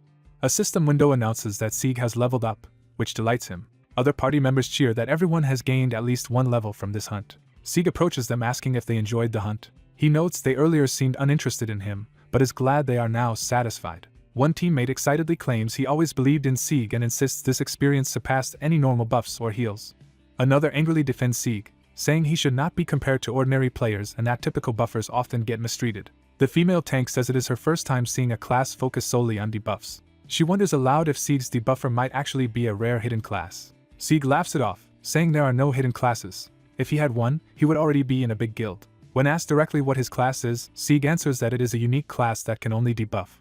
His teammate is impressed that it is a unique rank class and asks if it is newly introduced. Narration explains that all classes come in 4 grades: normal, legendary, mythic, and unique, and Sieg notes his second job change prevents him from seeing grades clearly. Sieg worries he may have overused his powerful skills because he could not see the class grades and resolves to be more cautious. As he leaves the ruins, Gosrin runs after him calling his name. She presents a pile of light crystals they collected during the hunt as a reward for him. A system window identifies these items as low-grade light crystals formed from the lightning python's residual energy. Sieg is surprised by the amount, but Gosrin explains they always give all such loot to their buffer and that they hunted comfortably thanks to him. Accepting her reasoning, Sieg gratefully accepts the crystals.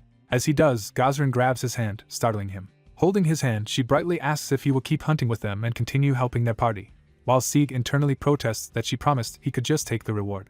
Sieg smiles subtly, deciding something. Sieg agrees to keep hunting with the party, delighting Gazrin and the others. Watching his teammates celebrate, Sieg stays quiet and reflective. Sieg accepts that living as an ordinary adventurer for a while is fine, while bickering with Hamji. A week passes since Sieg joined the party, and they finish another day at the adventurer's rest. After praising each other's work, the party decides to meet and hunt again the next day. Sieg notes there were no major events recently compared to the Beerman quest. He reflects that he has been leveling safely, unlocked a new auxiliary skill, and feels mildly accomplished.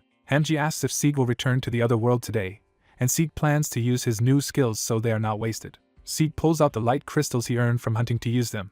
He activates the new attribute absorption skill over the pile of crystals. Sieg absorbs light energy from a low-grade crystal, slightly increasing his light resistance. He explains that after reaching level 35 he gained the support skill attribute absorption. The skill allows him to absorb elemental energy, raising resistances and potentially strengthening other abilities, with light already partially absorbed. He analyzes that while it seems to only raise resistance, enough absorption can also power up other skills.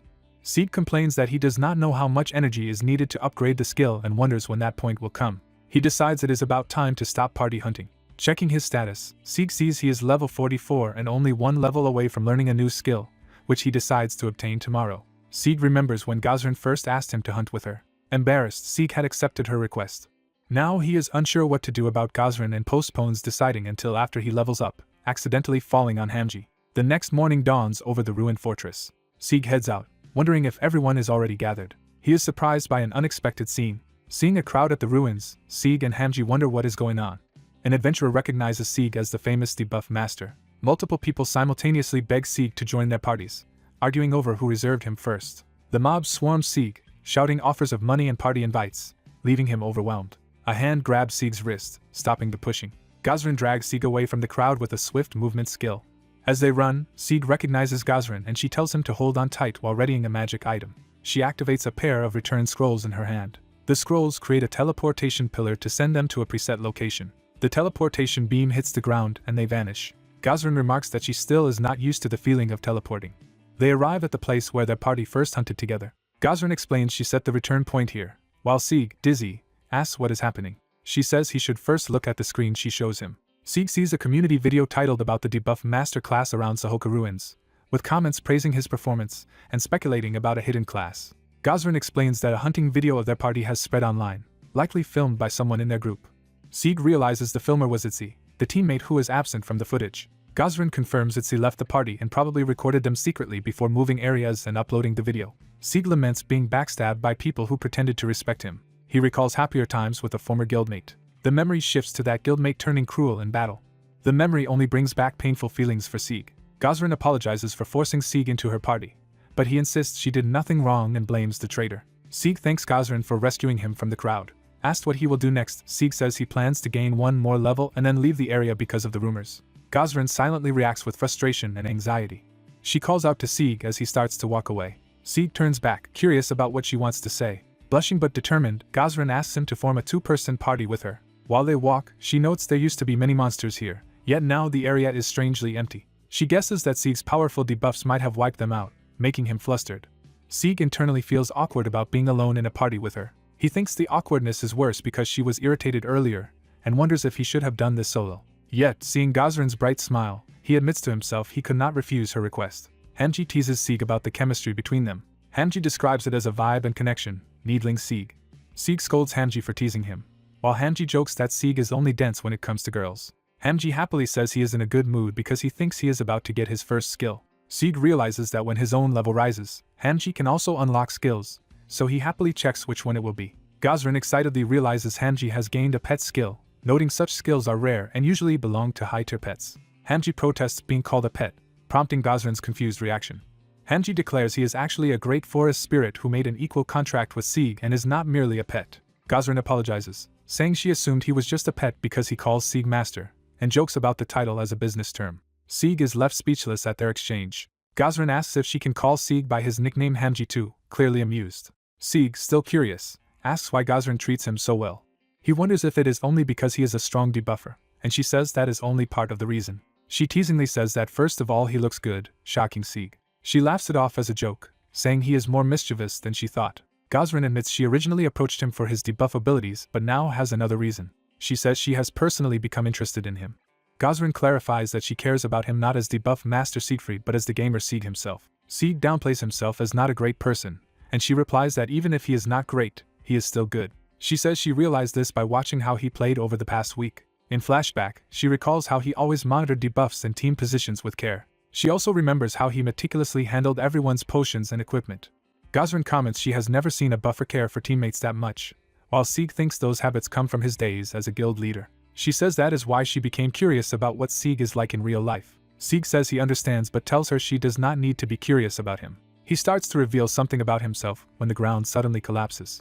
The floor gives way, sending Sieg and Hanji falling as debris rains down, with Gosrin below. Mid-fall, Sieg panics, not knowing what is happening. Gosrin screams Sieg's name as the rubble crashes around them. The collapse smashes the stone floor violently. Sieg's interface reports he is stunned for several seconds before recovering. Regaining consciousness, he cries out in shock. He realizes he was stunned by the collapse and marvels at the massive crater left behind. Gosrin checks if Sieg is awake. Battered but standing, Gosrin and Hanji approach. Hanji calls Sieg a weakling for fainting. Sieg notices Gosrin's wounded shoulder in alarm. She brushes it off as a minor injury. Hanji remembers that when they fell, Gosrin shielded him and took the debris instead. Feeling guilty for being a burden, Sieg apologizes, while Gosrin says it is fine and that a potion is already helping her recover. She points out something ahead and asks Sieg if he sees it. They discover they are in the Osric cult's underground laboratory beneath Sahoka. Gosrin agrees the cult is unfamiliar but says everything about the place is suspicious. They see many corpses of soldiers and lizardlings and infer that the previous lizardling outbreak was linked to this lab.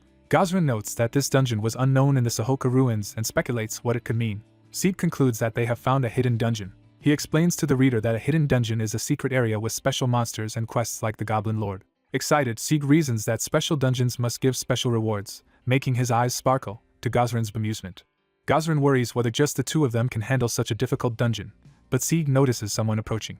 A wounded man limps out of the corridor and collapses. Sieg and Gosrin glare cautiously toward him. The man drinks a red potion to heal himself. Thanking them for saving him, he is questioned by Sieg about what happened here. He reveals he is part of a secret group called the Guardians, sent to oppose the evil Osric cult in the Sahoka ruins. He says the cultists were far stronger than expected, forcing him to flee. Desperate, he begs Sieg, the only capable one left, to stop the Osric cult's conspiracy. Sieg recognizes the situation as a hidden quest and asks how they can accomplish it. The Guardian instructs them to destroy 5 energy orbs in the cult's research lab, warning that disaster will rise again if they fail. Before they can move, Osric cultists spot them and give chase. Sieg prepares for battle, telling Gosrin to guard the Guardian while he fights the cult members. Gosrin protests that Sieg's debuffs alone may not be enough, but he insists on taking responsibility for her injury and asks for a favor. He asks her to promise never to record or photograph him again so the situation does not repeat. Sieg also makes her promise not to spread any information about what happens in this dungeon. With eyes glowing purple, Sieg focuses on the dungeon ahead. He then charges into the cultists, effortlessly knocking them down with overwhelming force. Resolute, Sieg declares he will clear the hidden dungeon. A system window confirms the hidden quest to thwart the Osric cult by destroying their 5 energy orbs. Sieg smashes an enemy aside with a powerful blow. A wounded cultist realizes Sieg is no guardian and asks if he is an adventurer, while Sieg demands the lab's location. Sieg offers to spare the man if he answers, but the fanatic boasts that Osric followers never beg for their lives.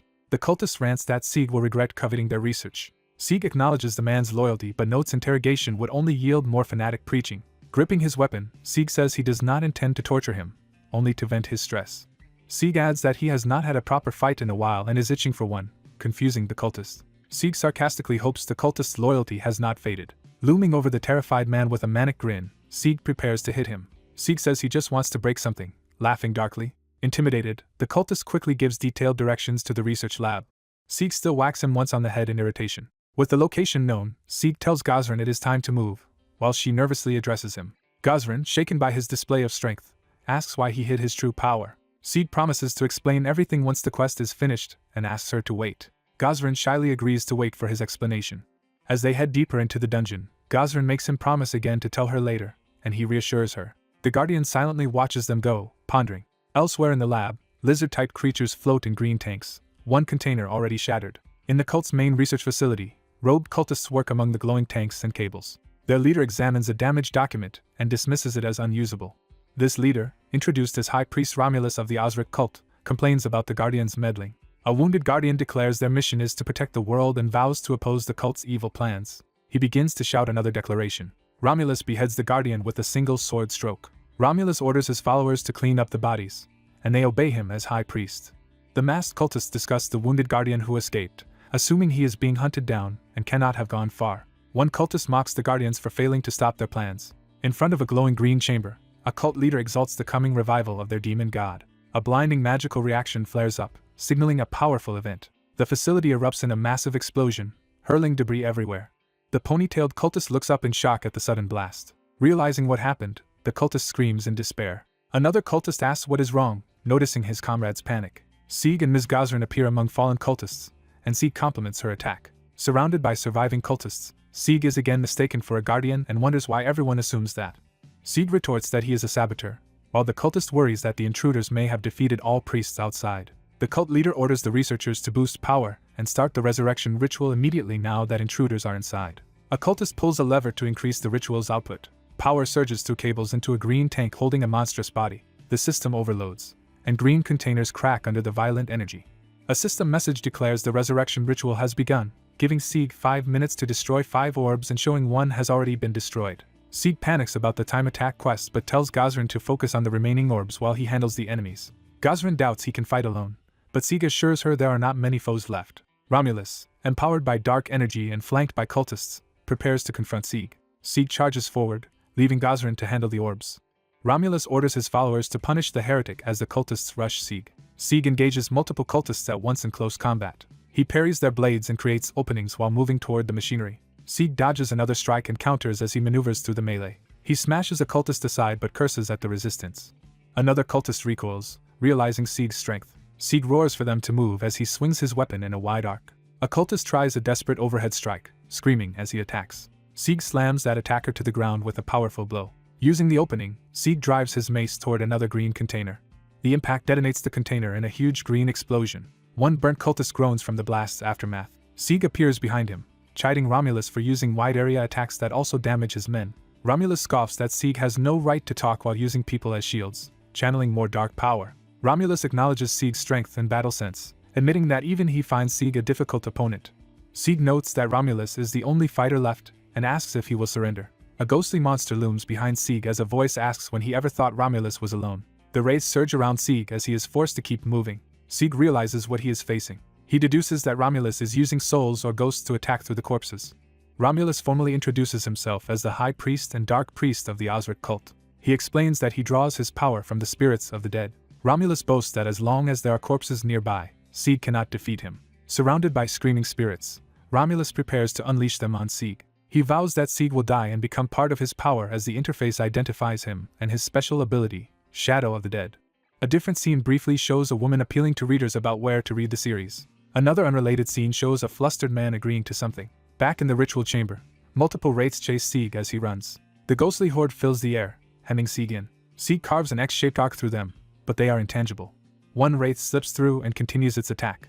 A spirit passes directly through Sieg's body from behind. Sieg notes that his HP drops whenever a wraith passes through him, and wonders if it is a summoned debuff. He concludes physical attacks do nothing and that if the fight drags on he will lose. With only a few minutes left, Sieg decides he must end this situation quickly.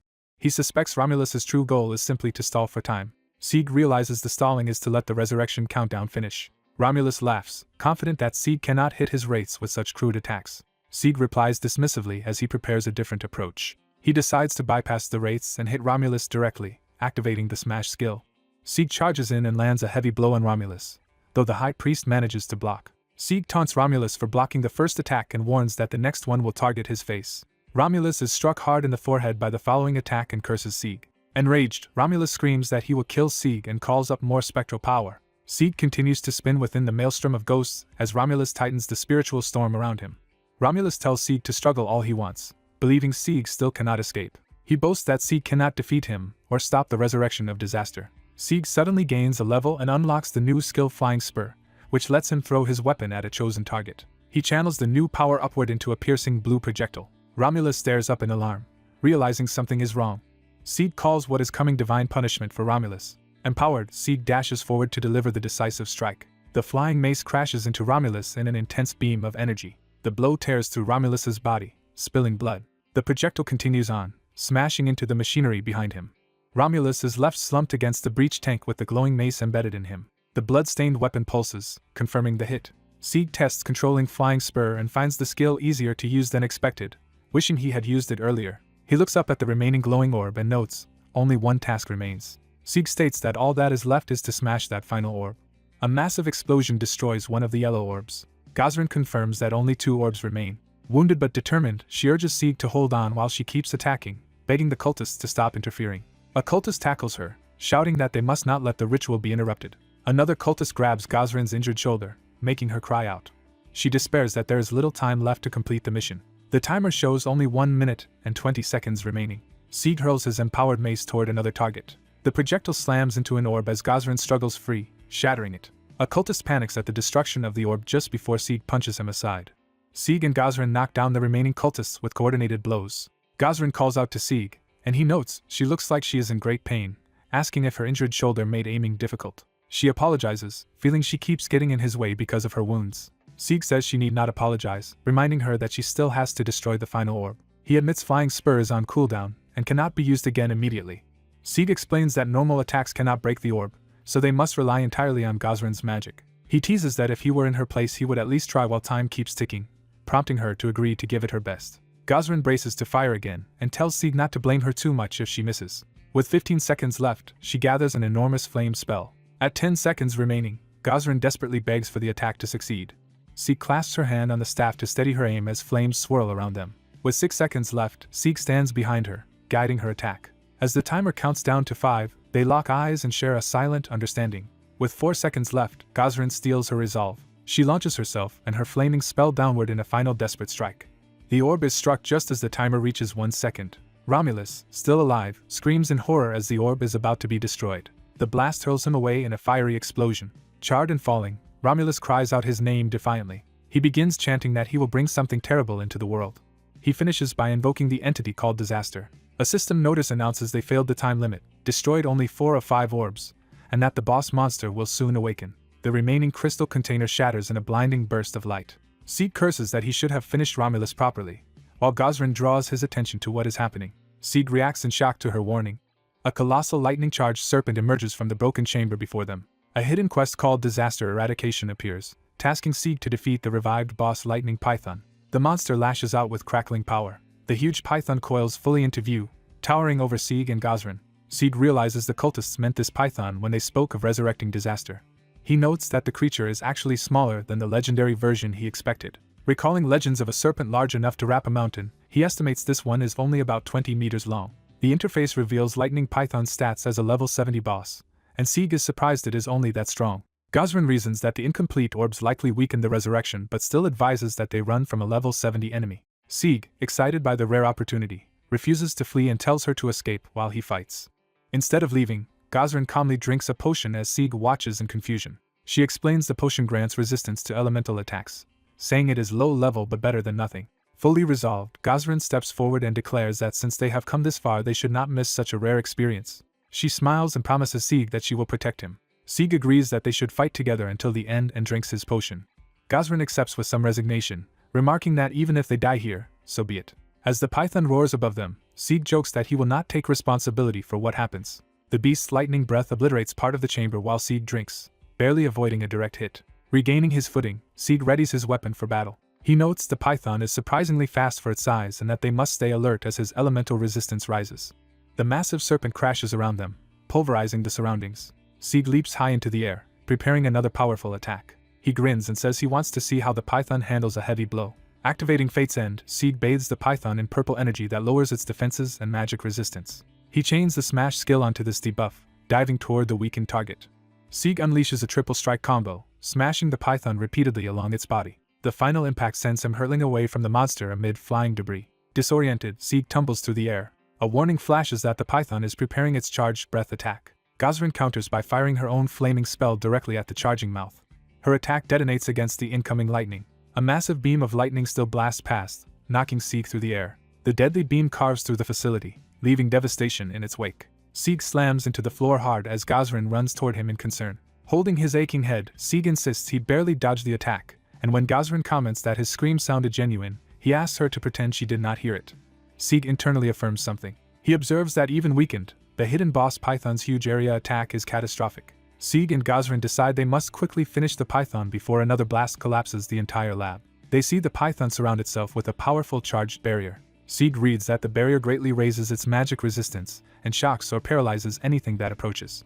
He notes the python is funneling mana into its charged breath attack. At the same time, it reinforces the barrier while slowly recovering strength. Sieg analyzes that its pattern is relentless, with magic ineffective and melee likely causing paralysis, leaving them stuck. Sieg insists the situation is not hopeless, prompting Gosrin to listen. Sieg says this is the perfect time to apply debuffs and activates Iron Weakness, which drains the enemy's health and mana over time. The debuff's green magic field wraps the python and makes its eyes react in pain. The python thrashes in agony as the debuff shatters its charged barrier. Gosrin exclaims the barrier is broken and confirms that fixed damage attacks will still hurt it despite high magic resistance. Sieg deduces that forcing the barrier to release prevents the python from properly gathering mana. He also infers the python has already lost a large chunk of its HP. Believing the boss is weakened enough, Sieg charges in for the finishing blow while Gosrin shouts his name. Sieg rushes straight at the python as it prepares another lightning breath. The python unleashes a massive lightning blast from its open maw. Sieg dodges through the resulting explosions across the floor. He cuts through the lightning impact zone, pressing his attack. Sieg runs in under the blinding light, then senses something and reacts. He casts Speed Regulation, a debuff that slows the enemy's movement, attacks, and casting. Chains of blue energy bind the python as Sieg mocks its repeated pattern and calls it stubborn. Sieg compares their levels and triggers a balancing ability that empowers him against the higher level boss. He activates Scorn of the Strong, gaining increased damage to stronger foes and reduced incoming damage.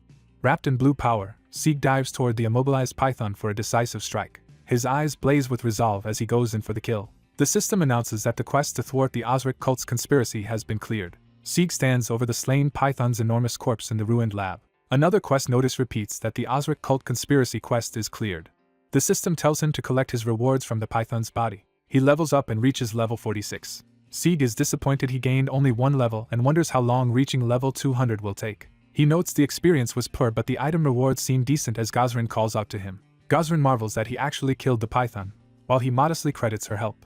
Gosrin thinks privately that his compliment is a lie and believes he could have soloed the boss, while Sieg wonders why the quest reward has not appeared yet. She reflects that even with debuffs, this boss should normally require several high-level players. Gosrin realizes the python usually needs a full team of level 70s, yet Sieg, barely level 45, defeated it alone. Sieg calls to Gosrin as she snaps out of her shocked thoughts and apologizes. She says she was lost in thought and suggests they quickly check the rewards, but Sieg insists there is something else first. Sieg claims there is an important issue they still have to deal with. Gosrin suspects he has been hiding more secrets from her. Sieg unexpectedly asks Gosrin if she has any rubber gloves, baffling her. He complains that the game's mechanics force them to dismantle the python's corpse for loot, and Gosrin reluctantly agrees that it is indeed an important issue. System messages show they acquire python scales, blood, flesh, and bones.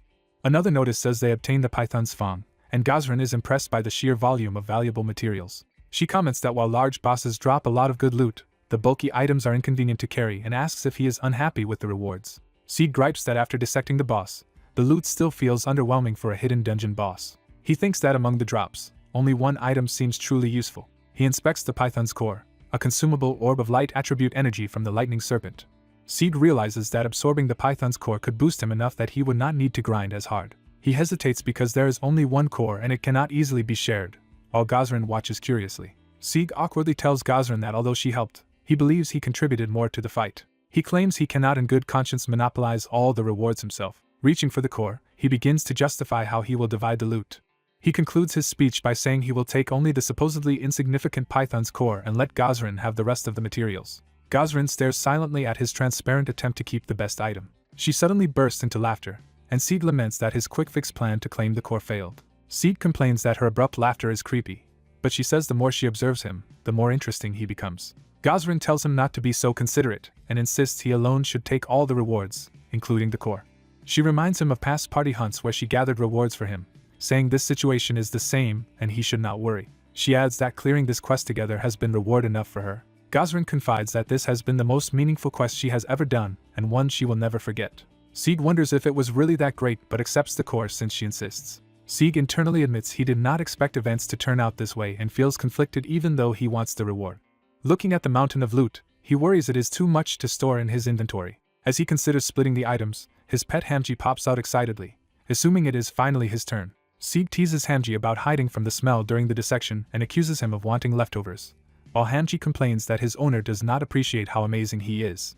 Hamji shouts a trigger phrase to activate his new ability. He rips open the air to reveal a starry void inside his scarf, or cloth.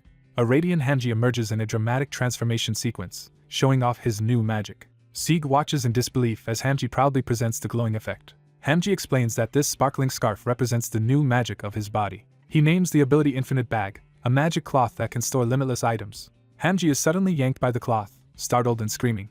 Sieg dangles the bundled-up hamster and calls the cloth an old-fashioned wrapper, while Hanji angrily tells him to let go. When Sieg peers into the cloth, he sees a vast starry space and realizes it is more than it looks. A description reveals Infinite Bag as a spirit world artifact embodying a void with infinite storage capacity that Hanji can wear and use. Sieg is shocked to learn the bag truly has infinite capacity. Narration notes that ordinary players struggle with limited inventory, making this new skill a perfect solution. Overjoyed, Sieg excitedly praises Hanji as finally being useful. Hanji smugly brags about always being ready to steal the spotlight, while Sieg offers to buy him snacks in gratitude. Someone's footsteps approach the group. A mysterious man appears, casually noting that Sieg really did defeat the python. Sieg and Gazran immediately tense up and regard the newcomer warily. Sieg demands to know who he is, shocked that he had not sensed the man's presence. The stranger tells him not to misunderstand and claims he is not an enemy. Sieg recognizes him with surprise. The man reveals his true face with a confident smile. Sieg realizes this is the wounded guardian he had seen earlier. The man acknowledges this with a simple response. Laughing, he admits he is still in that disguise and jokes that his dramatic entrance feels embarrassing now. He then activates a rune, addressing Sieg by his again named Siegfried and saying it is good to finally meet. Sieg reacts in disbelief. The man calls Sieg by his real-world name Han Tae-sung, showing he knows his secret identity. Sieg, weapon drawn, demands to know who he is, and the man introduces himself as Cheon Woojin while suggesting Sieg use the rune of insight. Sieg angrily presses him for answers and how he knows his name, while Cheon needles him for acting before thinking. Cheon points out that even with the rune of insight, Sieg cannot read his information, proving how vast their level difference is. Cheon casually unleashes a powerful wave of energy that hurls Sieg back. As Sieg steadies himself, he remembers that if someone's level is overwhelmingly higher, they can completely hide their details.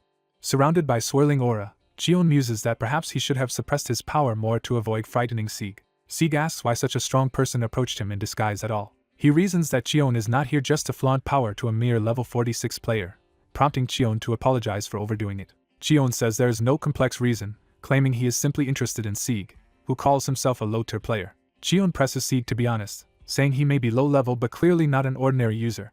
Cheon identifies Sieg as the sole disciple of the legendary figure Deus, stunning Sieg. Cheon brushes off Sieg's shock and says he will get straight to the point. Sieg repeats that he is Deus's only disciple and anxiously asks how Cheon knows this. Cheon reassures him not to worry, saying he alone knows about Deus. Cheon tells Sieg that if he wants to learn more, he should meet him later in Sinsadong, promising to contact him again.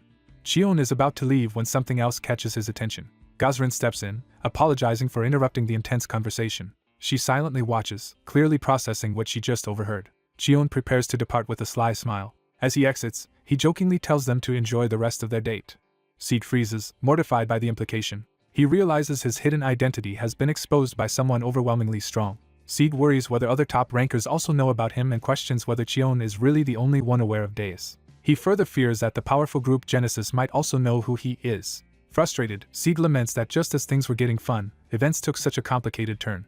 Gazran gently holds his face, seeing how shaken he is. Sieg panics, insisting to Gazran that he knows nothing. She calmly tells him even if she heard something she would not care or record it, assuring him of her discretion. Gazran tells Sieg not to worry because he has nothing to fear. Hanji joins in, promising that he will protect Sieg if anything happens and telling his master not to be scared.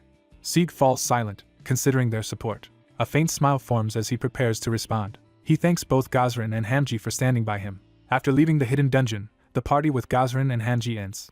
Gazran says she will stay near the ruins for a while to grind levels.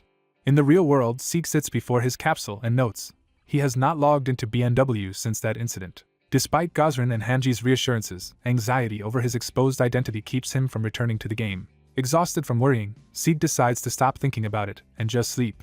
3 days have passed since he last logged in when his phone suddenly vibrates.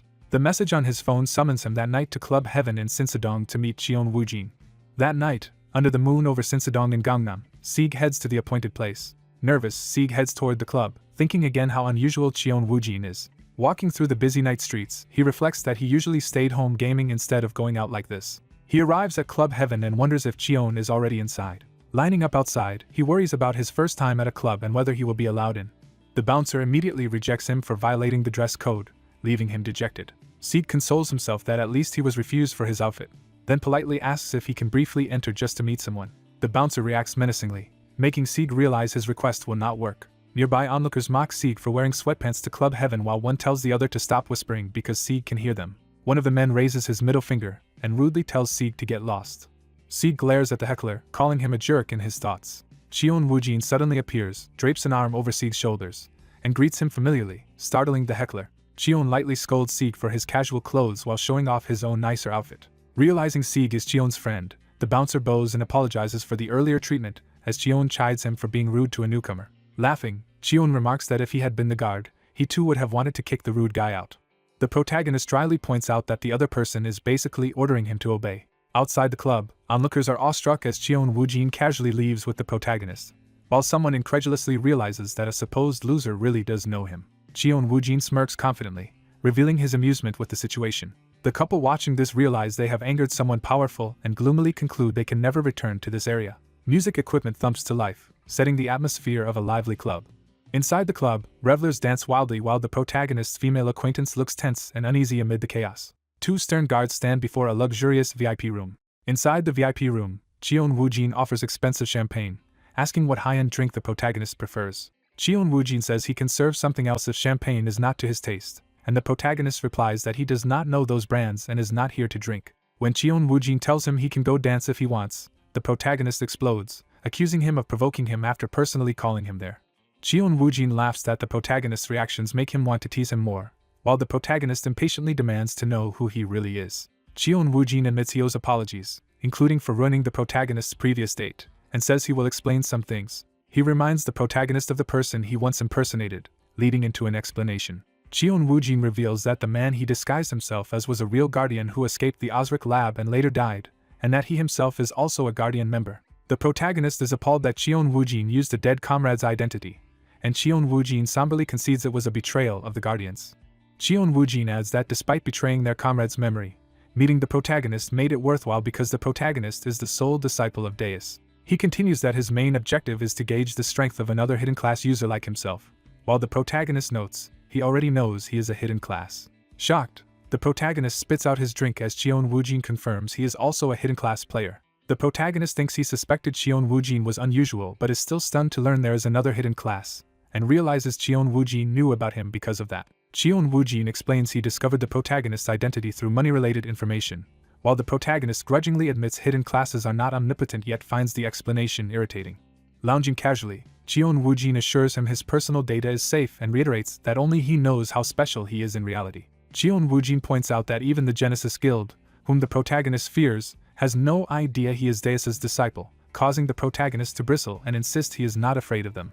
The protagonist complains that it is unfair Cheon Woojin knows everything about him while hiding his own class, but Cheon Woojin refuses, saying the protagonist is too weak to hear everything. Irritated by the evasiveness, the protagonist demands he stop dodging, and Cheon Woojin tells him to simply become stronger. Cheon Woojin says he will reveal everything only when the protagonist has grown enough that he can speak without worry. He adds that as the disciple of Deus, the protagonist must live up to that lofty title. Later, in the game world, the pet Hamji cheerfully greets his master after a long time apart. Emerging from a portal into a bustling town, the protagonist asks if Hamji caused any trouble, and Hamji jokes that unlike his master he behaved well. As they walk, Hamji asks whether things ended properly in the other realm, but the protagonist admits he is not sure. The protagonist reflects that his encounter with Cheon Woojin concluded abruptly with a promise to meet again at level 200, and he wonders what Cheon Woojin's true intentions are. He suspects Cheon Woojin's goal is more than just networking with other hidden classes, when Hamji asks why he has come to this place. Arriving in a shady entertainment district, an NPC remarks that such a seedy spot does not suit someone like the protagonist, prompting him to recall where they are. Hamji teasingly asks if his master is here because of pent-up desires, but the protagonist scolds him, saying this area is not that sort of establishment. The narration introduces the city they are in as Dandajiri, the city of pleasure. The place is described as BNW's hub for adult entertainment, full of bars, gambling dens and similar venues. It is famed for giving players every kind of virtual indulgence, though the protagonist says he is here only for the underground market. He tells Hamji he will not stay long, planning to sell his loot at the underground market, upgrade his gear, then move on. While Hamji complains this sounds boring, as he walks, the protagonist suddenly notices something that catches his attention. He spots two men in distinctive uniforms and recognizes their outfits. He realizes they belong to the Genesis Guild, while the men arrogantly bully an old man, demanding recognition. Watching them harass the NPC, the protagonist thinks these prestigious guild members cause trouble everywhere and are up to their usual trashy behavior. Though itching to crush them immediately, he restrains himself. With a sigh, he decides to ignore them for now. Hamji wonders if he is backing down out of fear, but the protagonist says he is merely avoiding filth, like one avoids dung because it is dirty, not scary. He resolves that they are enemies he will eventually trample, but that now is not the right time and urges Hamji to go sell items. Meanwhile, the Genesis thug presses the old man, saying rumors claim he has something valuable. When the old man stays silent, the thug insults him and demands an answer. His nervous companion notes their detection rune is not reading the old man properly and suspects he is very strong, but the thug dismisses the concern. The cautious one worries about provoking someone whose level might be higher, while the brash one mocks him for always getting beaten and insists it does not matter even if the old man is stronger. Boasting that they are from Genesis, he says attacking them would mean war with their powerful guild. He smugly explains that because of their reputation they can say anything without interference, and no one dares stand in their way. He pokes the old man again, taunting him. The thug jeers that the old man is too scared to speak, encouraging him to admit it. Before he can finish his insult, the protagonist suddenly smashes him into the ground. The blow sends the thug flying into crates, detonating them in a massive impact. As debris settles, the remaining Genesis member angrily shouts at his cautious partner, who is warning him, while realizing someone has attacked them. Furious, the protagonist yells that they claimed they were not afraid, venting his pent-up anger. The second Genesis man frantically brandishes a weapon, shouting that they are Genesis and demanding if the protagonist cannot see their uniforms. The protagonist punches him hard, shouting that this is exactly why he despises them, and the man cries out in pain. With both bullies sprawled on the floor, bystanders whisper while Hamji jokes that his master could not hold back, and the protagonist remarks that they are nothing without their guild name. The protagonist grumbles that he could have endured if Hamji had not kept figuratively scratching an itch beside him, while Hamji innocently claims he only scratched because it looked itchy. He reassures the old man not to worry, saying those guys are always like that, but privately wonders if the man is actually mute. As they walk off together, Hamji nervously asks about potential retaliation from the large Genesis guild, and the protagonist replies that such an easy fight is not even worth recording and that they likely will not complain after being beaten. He decides they will sell items and perform maintenance, then leave town, thinking it has been a while since he deceived Genesis. The old man lifts his hat, thoughtfully watching the protagonist. Later, the protagonist arrives at the Dandajiri branch of the Intervention Hotel. A system notice informs him he has entered the hotel's exclusive training ground. Inside the spacious hall, he marvels at how large it is compared to its outward appearance. He notes that despite looking small from outside, it is actually a paid facility meant for adventurer maintenance and training, which he considers pricey but worthwhile. Smiling at Hamji, he signals to begin, and Hamji confidently says he already understands what to do. Hamji activates his infinite bag ability to retrieve the stored equipment. With a flashy cry, Hamji pulls gear from the glowing dimensional space. The protagonist complains that Hamji makes too much noise when summoning items, while Hamji insists his shining moments should not be underestimated. Sitting with the pile of weapons, the protagonist explains he bought various arms although his class favors a one-handed blunt weapon because that type is cheap and simple but not his intended main weapon. A system prompt announces it is time to choose a main weapon, and he recalls that the Debuff master class can specialize in 5 weapon types including blunts. He reviews the mastery options for blunt, spear, gauntlet and great sword, thinking he prefers his familiar blunt but should still test the others. He summons a special target called Shadow Boxer to test his choices. The Shadow Boxer sandbag appears, described as having fixed defense and infinite health for practice. He first decides to experiment using a shield. He charges with the shield and slams it into the sandbag. He repeatedly bashes the target with explosive shield strikes. Catching his breath, he admits the shield's destructive force is decent. However, he assesses the damage per second as too low after seeing the combat log. Deciding to try another option, he grips a sword. He then swings a great sword powerfully at the sandbag. Time passes as Hamji complains the testing has already taken 2 hours. Exhausted, the protagonist stands amid scattered weapons and smoke from his relentless trials. Panting, he laments that none of the weapons feels decisively superior. He reflects that each has pros and cons but none stands out as clearly best. Concluding he will likely stick with his reliable one-handed blunt, he turns and notices the old man from before standing in the training hall. Surprised, he starts to speak to the unexpected visitor. The old man reveals himself as the same NPC he rescued earlier. The protagonist wonders how this stranger entered a private practice room and briefly suspects Cheon Woojin's involvement. He directly asks if the old man is from the Guardians or was sent by that annoying man. Instead, the old man asks why the protagonist helped him without seeking any reward. The protagonist, flustered, asks what he is suddenly talking about. The old man snaps, shouting for him to answer straightforwardly. After a pause, the protagonist says it was not out of pity. He explains that seeing an old man unable to resist stronger people reminded him painfully of his own past. He confesses he acted because he no longer wants to keep running from that past. The old man finds this simple, Firm answer satisfactory and smiles. He introduces himself as Shikiro and declares he will make the protagonist stronger from now on.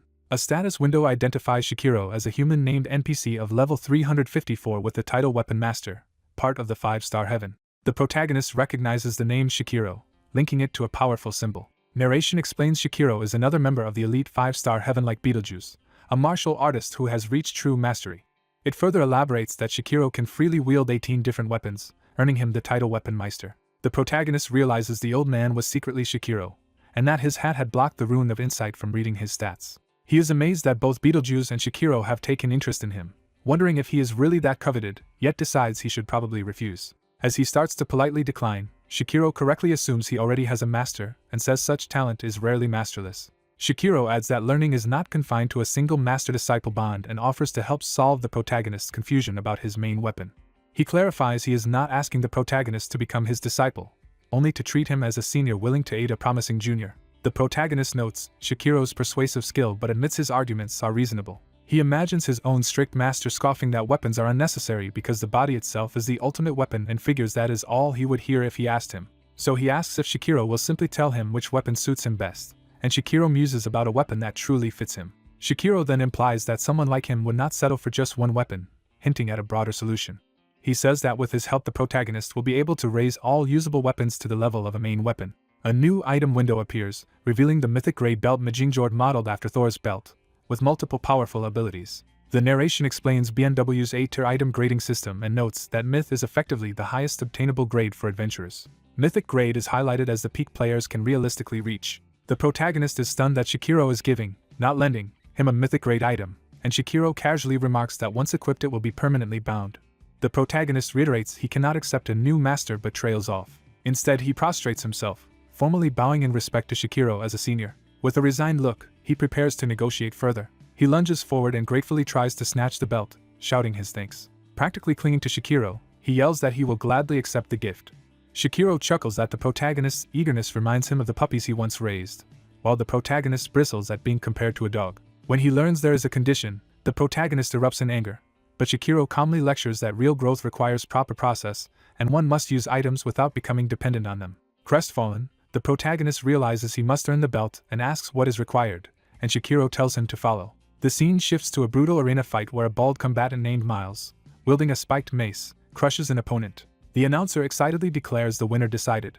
He proclaims the victor is Miles, nicknamed the Death Mace. Shikiro brings the protagonist to Dandajiri's gambling arena, where the protagonist asks if he is expected to participate. Shikiro explains the arena has level restrictions but still hosts a wide variety of strong fighters, making it ideal for experiencing different battle styles. He confirms that to better understand weapons the protagonist should train against people instead of monsters, submitting his entry form.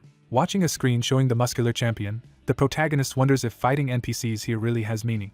He reasons that even the arena's strongest, a level 6-5 NPC, would be only slightly stronger than him and thinks he could crush such foes in under 5 minutes. Shikiro hands him a wrapped object as a gift, which the protagonist initially thinks is the mythic belt but realizes is something else.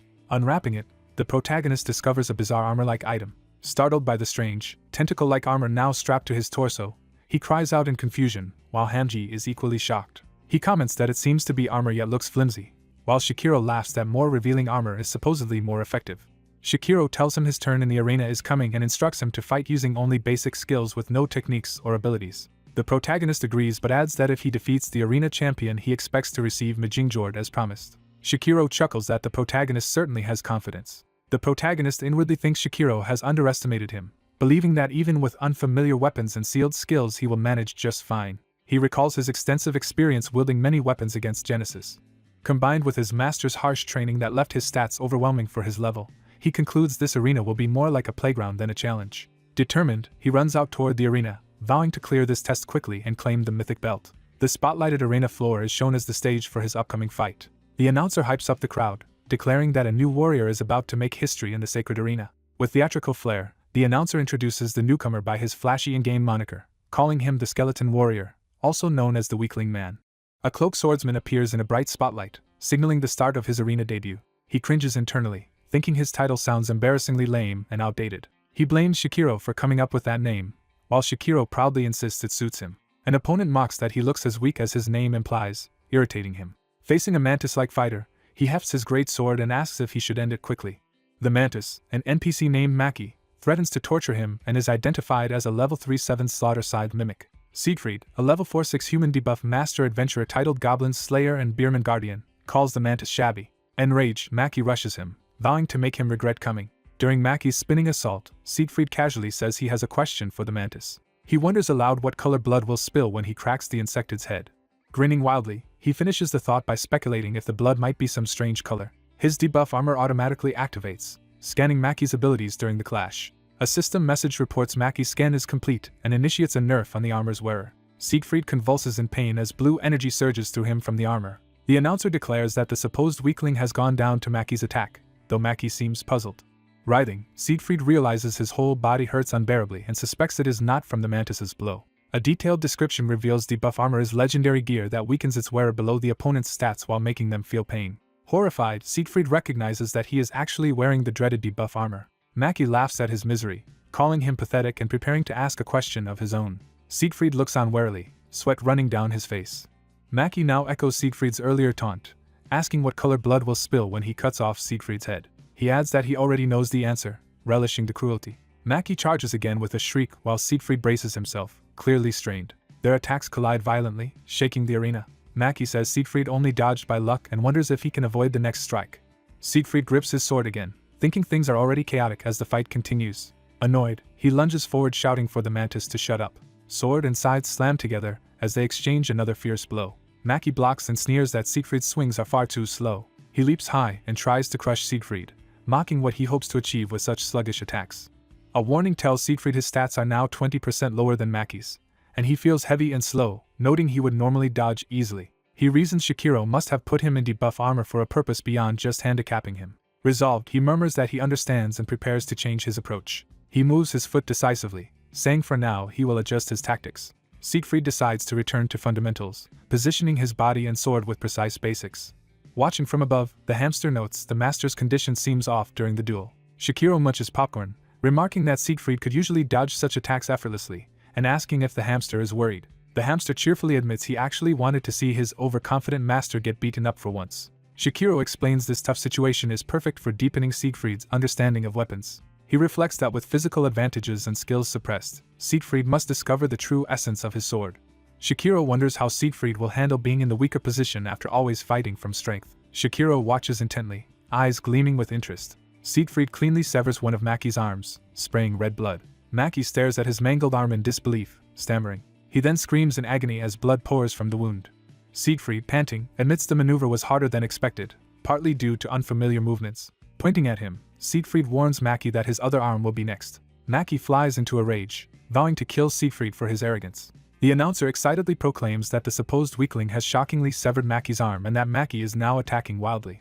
Overwhelmed, Shikiro excitedly speculates that Siegfried may already have grasped the greatsword's essence in such a short time. Explanatory visuals note that greatswords are powerful but risky and that Siegfried's debuffed body should struggle against a fast mantis. They show how Siegfried instead uses the sword as a pivot, making minimal movements to neutralize attacks while exploiting openings. Shikiro thinks this kind of efficient, victory-obsessed strategy cannot be easily taught. Impressed, he concludes that Siegfried possesses extraordinary natural talent. Shikiro even muses that a monster greater than himself might be emerging in Siegfried. During the ongoing barrage, Siegfried thinks he now understands Shikiro's intention. He realizes Shikiro crippled him to force him to maximize his weapon usage and crisis sense. Siegfried adds that Shikiro overlooked one thing. He recalls his past battles as a perpetual underdog, where surviving meant ruthlessly using every possible advantage. Watching Maki leap again, he decides that such extreme resourcefulness is merely basic for someone like him. Maki unleashes another huge swing, smashing up the arena floor. His scythe gets lodged in the metal fence amid the dust. Maki is left tangled in the fence, howling about his trapped arm. Siegfried calmly reminds him that he had already warned which arm would go next. He appears behind Maki and repeats that losing the right arm was inevitable.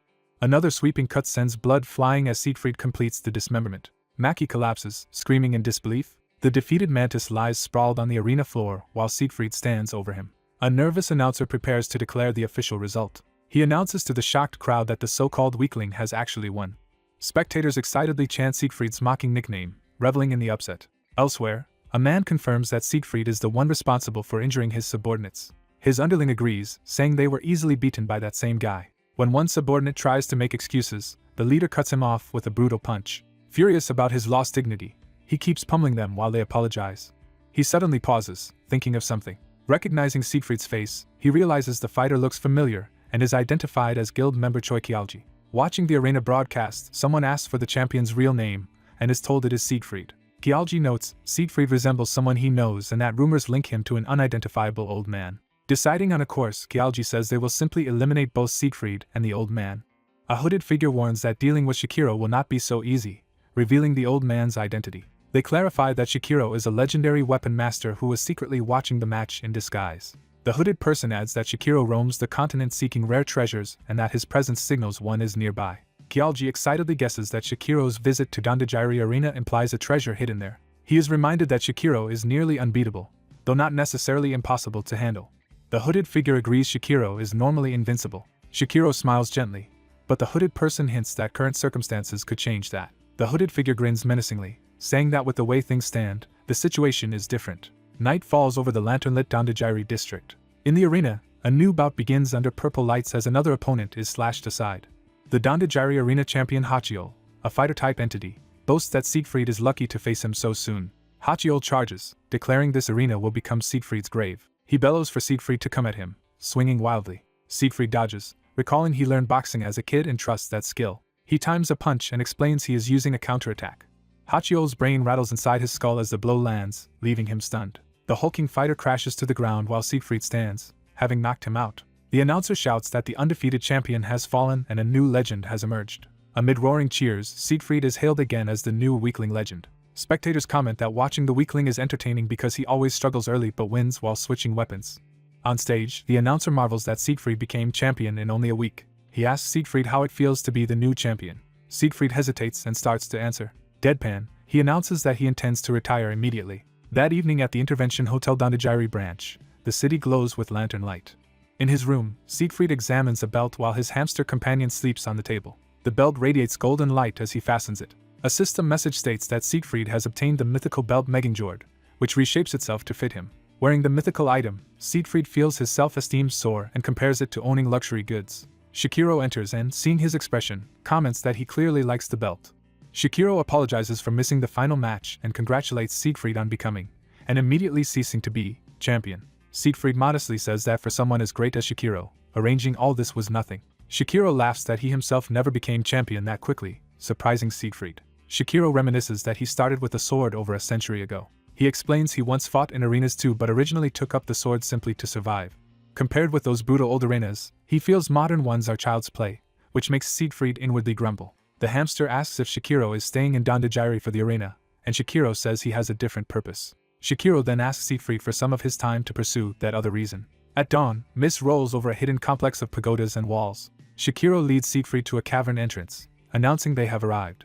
They stand before an abandoned mine outside Dandajiri, which the narration labels a forgotten site. Siegfried asks why they came, and Shikiro mentions the legendary three families. Walking along the mine tracks, Shikiro brings up the famed houses by Mirian, Autonica, and Mercedes and hints at a special Bimerian department. Siegfried guesses he means the infamous division called the Home of Death. The narration explains the Home of Death is a Bimerian workshop branch devoted to ultra-high-performance weapons. It adds that many of the continent's strongest weapons are believed to have been forged there. Lighting a torch, Shikiro says that workshop once housed the greatest craftsman ever. He names the mad blacksmith Herbert, known for his extreme obsession with weapon making. Shikiro recounts that Herbert even learned painting so he could illustrate scenes of his weapons killing people, which Siegfried calls insane. Herbert forged hundreds of deadly weapons and later began crafting a final ultimate weapon of destruction, his masterpiece. Siegfried asks if a relic of that final work is here, and Shikiro clarifies they seek part of a treasure map leading to it. Shikiro explains the map was torn into two halves. One is missing, but the other should be in this mine. As they proceed deeper, he says he came to Dandajiri and its black market specifically to chase this information. He recalls how meeting Siegfried during that trouble led to their current partnership. Siegfried feels embarrassed remembering he once showed off in front of Shikiro during that incident. Shikiro adds that while Siegfried fought in the arena, he confirmed the map fragment is here, so they now just need to locate it. Shikiro steps forward, his sandals tapping on the wooden platform. They look down into a vast shaft below, realizing how deep the mine is. Siegfried squints as the area brightens and senses the space is huge, implying hidden dangers. Suddenly a massive armored limb crashes down, signaling something awakening. Mechanical serpent-like monsters, part flesh and part metal, emerge menacingly. A dungeon notification appears as numerous chimeric beasts swarm toward them, and Siegfried protests that Shikiro never mentioned this place was a dungeon. Observing one monster's level is 150, Siegfried doubts he could defeat even one if he fought seriously. An info screen identifies the creature as Chimera 0154, an artificially engineered slaughter machine of level 150. As Siegfried panics, Shikiro calmly says he will not force Siegfried into such an impossible fight, though Siegfried urges him to look at the charging monsters. Shikiro reminds him that training in the arena for a week under his guidance has already helped him grow. Drawing his blade, Shikiro decides he must now take responsibility as well. He unleashes an overwhelming sword strike, cleaving through the Chimera with explosive force while Siegfried watches. System messages tell Siegfried his experience level has risen repeatedly, and he realizes Shikiro brought him here partly to power him up. Siegfried concludes Shikiro's true aim was to help him grow, while Shikiro, now glowing with energy, promises to break through the monsters ahead. Shikiro powers up with aura, tells Sieg not to die and to keep up. His sword strike cleaves through a Chimera robot. He blitzes through multiple Chimera, tearing them apart. System messages show Sieg rapidly gaining experience up to levels 48 and 49. Sieg is amazed he jumped 2 levels at once, and how much experience he earned. Sieg happily thinks he could never get this kind of experience even if bullied by rankers and calls the ride an airplane, not a bus. He wonders how much money the Chimera corpses will fetch and regrets not bringing Hanji to loot. A system window appears before Sieg, surprising him. The system notifies him that he has reached level 50 and gained new skills. One new passive, Proof of Existence, boosts damage against debuffed enemies. Sieg analyzes that this skill lets him deal more damage to weakened foes and imagines beating higher level monsters. Excited, he decides he wants to test the new skill right away. He spots a cute little Chimera and considers using it as his test target. The Chimera suddenly transforms into a huge robot, startling Sieg. The system identifies it as Chimera 0007, a rare transforming monster that uses its cuteness to distract victims. The giant Chimera looms over Sieg, who mutters that this situation is a bit much. Before it can attack, Shikiro appears and readies another powerful sword strike. Shikiro smashes the giant Chimera away with a single blow, saving Sieg again. Shikiro warns Sieg that judging monsters by appearance can get him badly hurt, and Sieg admits he still has far to go. Shikiro asks what Sieg has achieved. Sieg proudly says he gained over a week's worth of growth and new skills. Shikiro deems Sieg's growth sufficient, and says they just need to find the treasure, while Sieg brings up a question for him. Sieg asks if Shikiro is the famed master of 18 mythical weapons. He then questions why such a legend is using only a standard magic-grade steel sword, and Shikiro clarifies the weapons. Shikiro explains he did not need the mythical weapons and gave them all to his disciples. Sieg is shocked that Shikiro both had disciples and gave them all the great weapons.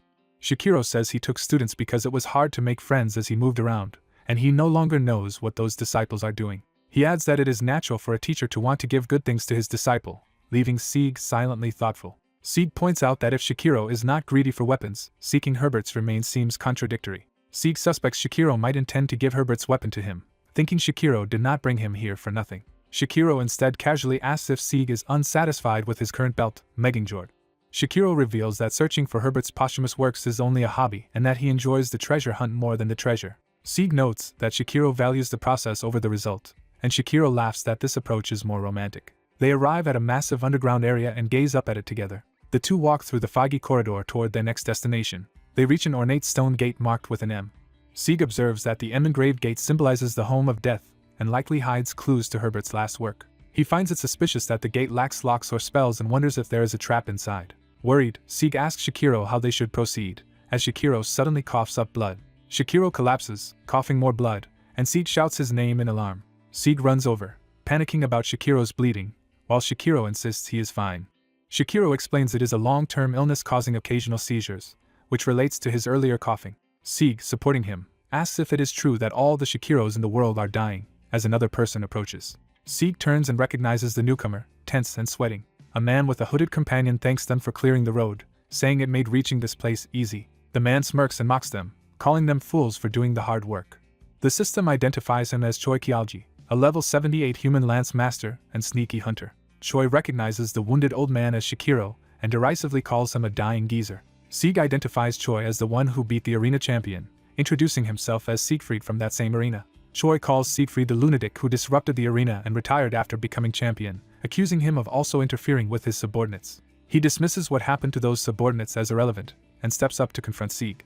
Choi crowds Sieg and insists Sieg should recognize him. Sieg replies it is their first meeting, but Choi keeps comparing Sieg's unpleasant face to someone he knows. Choi internally berates Sieg for not knowing him and seethes with wounded pride. The panel highlights Choi Kyoji's menacing presence. Choi recounts that during conflict between his Beamer Guild and Genesis, a traitor stole their funds and burned the hideout.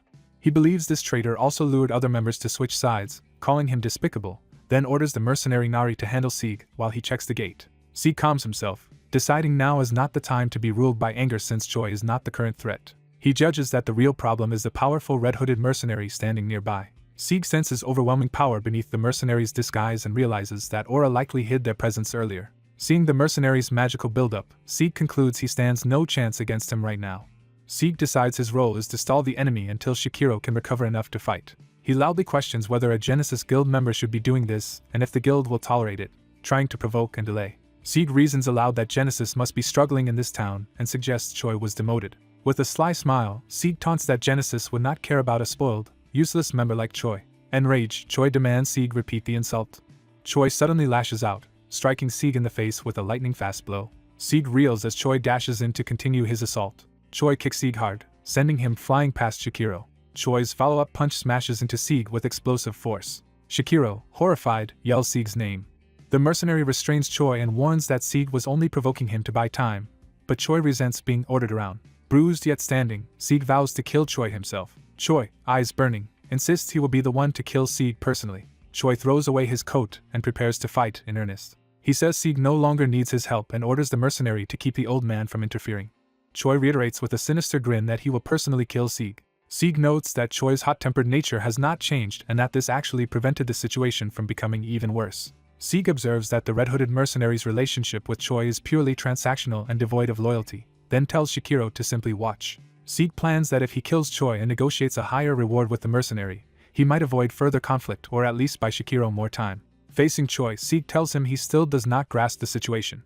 Choi, furious at being ignored, charges with a mana-infused spear attack. Choi's strike slams the ground near Sieg, sending up debris. He unleashes a sweeping flurry of wide-range spear blows, forcing Sieg to evade. Seeing Sieg dodge, Choi grudgingly admits Sieg's arena victory was not pure luck. Sieg mentally recites Choi's title of Lance Master.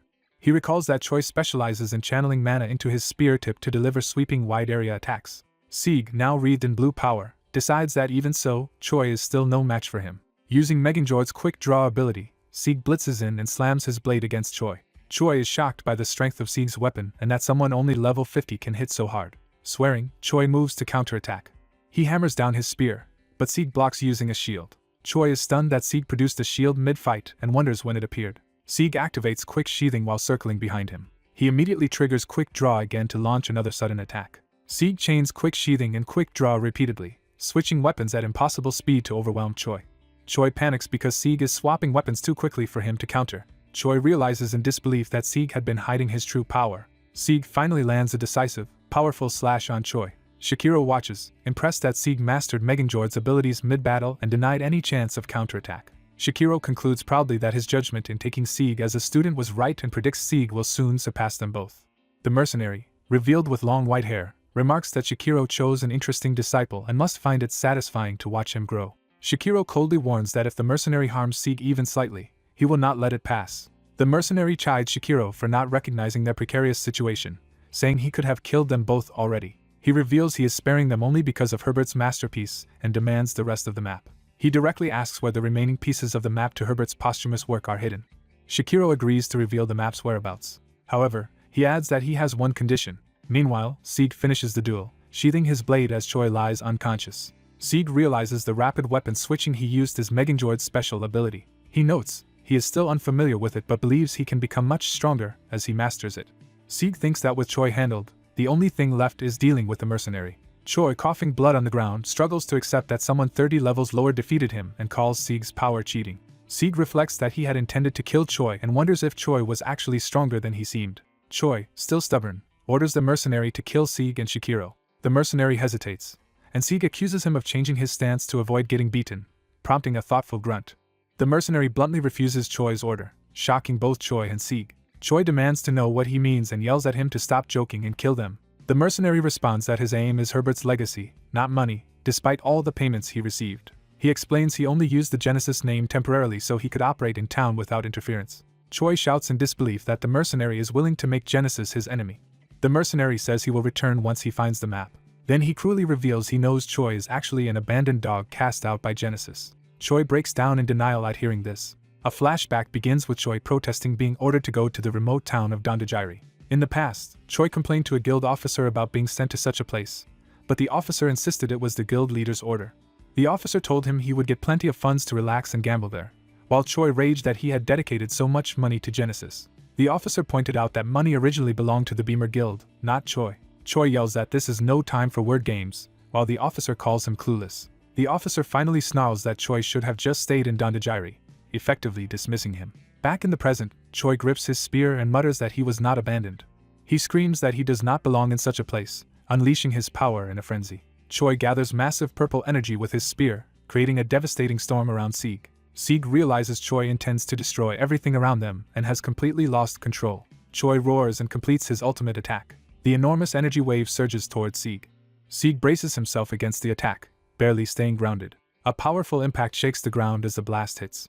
Sieg counters by leaping through the attack with a vertical slash that strips Choi of his spear. He follows up with a crushing blow that sends Choi reeling and screaming. Sieg declares that Choi's tragic story is irrelevant to him, and that, to him, Choi is only a traitor who made him bleed.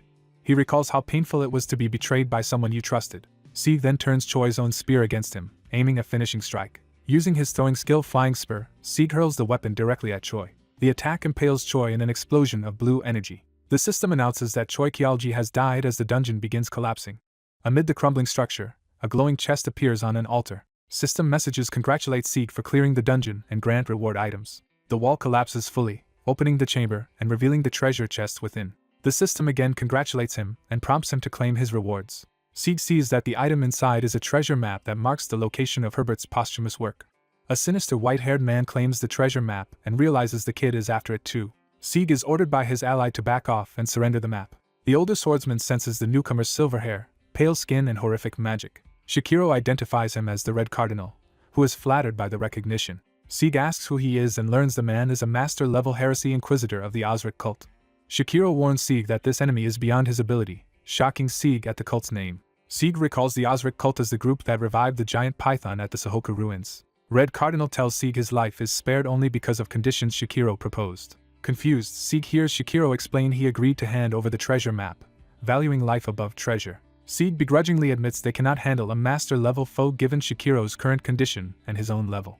Sieg berates himself for still being too weak. Red Cardinal repeats Shikiro's line about life being the greatest treasure, calling it ugly yet wise. Red Cardinal asks where the remaining map pieces are, but Shikiro admits he does not know. Red Cardinal says he has a method to locate them and asks how Shikiro knows. Shikiro reveals the map fragment bears a spell that, once solved, will resonate with the other pieces. Red Cardinal assumes Shikiro can solve the spell as he begins channeling blood magic into the fragment. Shikiro's magic interacts with the blood power, forming a long red tendril around the map between them. Red Cardinal says he cannot maintain this state for long, urging Shikiro to act quickly. He threatens Shikiro with dire consequences if he does anything foolish, while Shikiro silently prepares. Shikiro exhales and steels himself. Shikiro activates glowing golden runes around the map fragment. The spell erupts into a huge golden compass in the air as Sieg and Shikiro look up. Sieg recognizes the magic as exploration art. Red Cardinal marvels that such high-level magic was placed on a crude map and calls Herbert eccentric. He demands the spell now reveal the location of the remaining map fragments. The golden light engulfs Sieg, pulling something toward him. A system message tells Sieg he now owns half of the treasure map and urges him to complete it. Everyone is stunned when Sieg suddenly holds another matching map piece. Flashback. 1 year and 6 months earlier, adventurers complain after a raid yields only antiques. In that past raid, the party grumbles that all their effort earned them only old junk. Kyeolji argues they should not have taken a small raid, and the guild master apologizes for the poor rewards. The young Sieg finds a mysterious piece of paper among the loot, and wonders if it is part of a map. He asks Jinwoo about it, but Jinwoo dismisses it as moldy garbage and says to throw it away. Sensing faint mana from the paper, Sieg decides it is no ordinary scrap and debates keeping it. Back in the present, Sieg remembers that random loot was actually a piece of the posthumous treasure map. Sieg explains to Shikiro he obtained his piece long ago in a bandit den without knowing its value.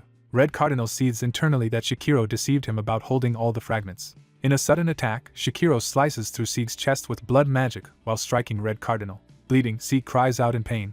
Shikiro shouts Sieg's name as he hurls a powerful slash at Red Cardinal.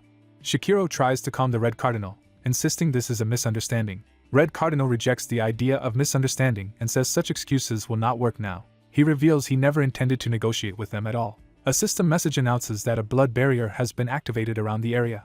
Another notification states warp and return scrolls no longer function, and Shikiro wonders when the barrier was set.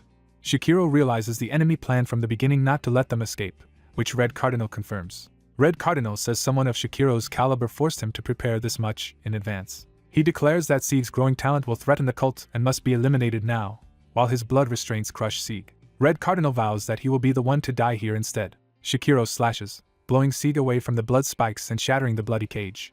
Sieg crashes to the ground, injured and groaning. Red Cardinal is baffled at how Shikiro dispelled his hardened blood so easily. The two masters clash with blood whips and swordplay. Shikiro unleashes a whirlwind of golden blades against the spinning Red Cardinal. Red Cardinal notes, he would already be dead if not for his armor, acknowledging Cheon Woo-jin's lethal skill. A blast falls from the sky as someone says it is not too late. Shikiro offers to spare Red Cardinal if he breaks the barrier and retreats. Red Cardinal snarls that a surprise attack is not enough reason to boast. He says he has not even started yet and powers up in a new blood-drenched form. Shikiro, undaunted, opens a crate of swords and other weapons, calling it a shame. Several of Shikiro's weapons glow as they rise into the air. Surrounded by dozens of floating arms, Shikiro notes, he still has not drawn all his weapons. He concedes Red Cardinal's magic is frighteningly refined but asks if such ordinary weapons will suffice. Shikiro vows Red Cardinal will die to these so-called ordinary weapons. Shikiro charges forward through a storm of blood blades. He spins and strikes, axes and swords carving through the red energy. His sweeping attacks batter Red Cardinal's blood tendrils. Red Cardinal counters with a massive blood claw strike. An axe clashes with a blood spear as the two exchange blows. Their clash shakes the ground, creating a huge crater. Shikiro's movements are described as effortless and precise. Each stroke of his technique is deadly as he continues to press the attack. Sieg watches, wondering if this is Shikiro's true skill. He realizes that if the battle continues like this, Shikiro will be at a disadvantage. He worries Shikiro cannot win with such ordinary, already cracking weapons. Red Cardinal taunts that Shikiro's generosity to his disciples has left him underarmed. Shikiro demands to know what he means as they keep trading blows. Red Cardinal begins a large-scale technique, saying that in the end it will decide things. He declares Shikiro will die for his hypocrisy, and unleashes Blood Guillotine. Shikiro counters with another huge slash that collides with the attack. The impact cracks the stone pillars around them. A devastating white beam races across the ground from Red Cardinal's weapon. Red Cardinal stands amid dust, noting he did not feel the cut and sensing something odd. He realizes the real threat was a spiked mace attack he barely avoided. Nevertheless, the weapon crashes into his head, stunning him. Bloodied and furious, Red Cardinal begrudges Shikiro's ideals. Shikiro argues that even hypocritical ideals can change the world. He hints there is more as his remaining weapons begin to glow again. Shikiro reveals he still has many weapons left floating around him. Red Cardinal swears he will destroy every last one of them. Both men scream as they prepare for another decisive clash. Their powers collide in a chaotic storm of blades and blood. Red Cardinal mentally counts Shikiro's weapons as he shatters them one after another. He concludes only one additional weapon remains besides Shikiro's original blade. Shikiro dives in and strikes with that last weapon. Red Cardinal laughs that all of Shikiro's weapons are broken and tells the old tiger to stop pretending. Shikiro says Red Cardinal is mistaken, asking when he ever said he only had 18 weapons. Red Cardinal is shocked to learn Shikiro has more. Shikiro reveals he reserved an emergency weapon and unleashes it in a surprise strike. He notes that Red Cardinal's blood has thinned and his stamina is fading. Shikiro prepares to end things with his spear-style technique. Red Cardinal, panicked, dashes forward. Shikiro activates Island Enclosure, third form, trapping them in a vertical golden corridor. Red Cardinal realizes too late that Shikiro had a secret trump card. A golden spear tip materializes glowing with lethal power. Shikiro chains the technique through its second form, slicing Red Cardinal repeatedly. Then comes the first form, signaled by drops of blood and Red Cardinal's horrified gaze. Shikiro charges along the golden spear shaft straight at Red Cardinal. The sequence culminates in the zeroth form, a colossal vertical impact that shatters stone. Sieg watches in awe, likening the destructive force to a railgun. Dust clears to reveal Red Cardinal pinned beneath Shikiro's staff, identified as Shikiro's secret technique. Shikiro's own weapon crumbles, and he observes that old weapons were bound to break. He reflects on how long it has been since he fought so intensely and acknowledges Red Cardinal's strength. A sinister voice suddenly comments on his weapons, drawing Shikiro's alarm. Blood-soaked Vladimir grins and asks if all Shikiro's weapons are broken. Blood energy surges again in preparation for another assault. Sieg screams Shikiro's name as a quest titled Master Han is activated. The quest orders Sieg to defeat 7 descendants of legendary warriors, excluding his own Master Deus. The quest list displays the 7 powerful lineages he must overcome. Sieg realizes this system quest is identical to the one his master once gave him, and is stunned. Vladimir's status window introduces him as a level 301 Crimson Inquisitor of the Osric cult. It further notes he is the descendant of the infamous blood demon Berserk. Sieg recalls his master telling him to use his techniques to defeat those warrior successors. He now understands Vladimir is one of those successors and feels Shikiro is in grave danger. Overwhelmed by the oppressive mana, Sieg wonders what he can possibly do and silently begs his master for guidance. Vladimir laments having to use this taxing monstrous form, which he finds inelegant. He tells Shikiro that he is being driven to become a monster and accuses him of pushing him this far. Vladimir says the power came from a great one and though unfamiliar, is sufficient to kill Shikiro. He adds that Shikiro's death alone will not satisfy his anger. Vladimir vows to behead both Shikiro and Sieg and hang their heads at the arena entrance as ghostly trophies. He imagines that gruesome display as beautiful and lunges at Shikiro. Shikiro rushes Vladimir and plants his palm on the man's chest. Vladimir mocks Shikiro for attacking barehanded. He assumes Shikiro is enraged because he threatens Sieg and stomps him into the ground. Shikiro calmly says Vladimir is mistaken. He clarifies that he never once called Sieg his disciple. Shikiro states that Sieg's true master is someone far greater than himself. Vladimir, irritated, asks if Shikiro can still resist. Shikiro activates a complex magic circle beneath them and praises the technique he cannot replicate. Vladimir senses an unpleasant new power and looks down to see Sieg channeling it. Sieg uses debuff skills called Fate's End and Iron Weakness to weaken Vladimir's defenses and vitality. Shikiro asks Vladimir where he is looking. Shikiro reminds him that his real opponent is still Shikiro as glowing weapons rise again. Vladimir realizes in horror that the broken weapons are being reused. A storm of reanimated blades whirls in golden light. Shikiro warns this next strike is his final blow, and tells Vladimir to brace himself. He unleashes Shikiro-style ultimate righteousness, Rain of Blossoms, a meteoric shower of holy spears. Vladimir screams as the brilliant attack engulfs him. A notification announces that the blood barrier has been lifted. Narration explains that Rain of Blossoms is an ancient technique Shikiro found in ruins and perfected over years of research, serving as both his ultimate move and guiding principle. The narration likens the gleaming blades in motion to countless falling flower petals moving in perfect unison. This beautiful yet deadly phenomenon on the battlefield is widely known as flowers blooming on the battlefield. The wounded white-haired enemy, skewered by swords, admits that he underestimated Sieg's hidden trump card and concedes defeat. Acknowledging Sieg's potential, the enemy remarks that with better weapons Sieg's power would have been terrifying. The enemy reflects that Sieg's technique is poetic and recognizes it as something he has seen before. Sieg's companion recalls rumors of a mysterious debuffer who ruined the cult ceremony at the Sahoka ruins and realizes Sieg was responsible. The defeated foe complains that Sieg not only ruined the ceremony but also meddled in his battles, his body beginning to dissolve in red energy. As he escapes in a surge of red power, the enemy vows to kill Sieg someday. Sieg, surprised the foe still had enough strength to flee, watches him run away. Another ally, Shikiro, stumbles towards Sieg, calling his name after the battle. Shikiro praises Sieg's trick for turning the fight in his favor but warns Sieg to grow stronger since both the Red Cardinal and the Osric cult will now target him. Smiling wearily, Shikiro tells Sieg not to worry about treating him, admitting his body is at its limit and has been sustained unnaturally for some time. Shikiro hands Sieg a book, prompting Sieg to wonder what it is. Shikiro explains the book is a manual of his martial arts, less advanced than Sieg's master's skills but still valuable. Sieg protests emotionally that Shikiro is also his master and begs him not to die, insisting he still needs guidance.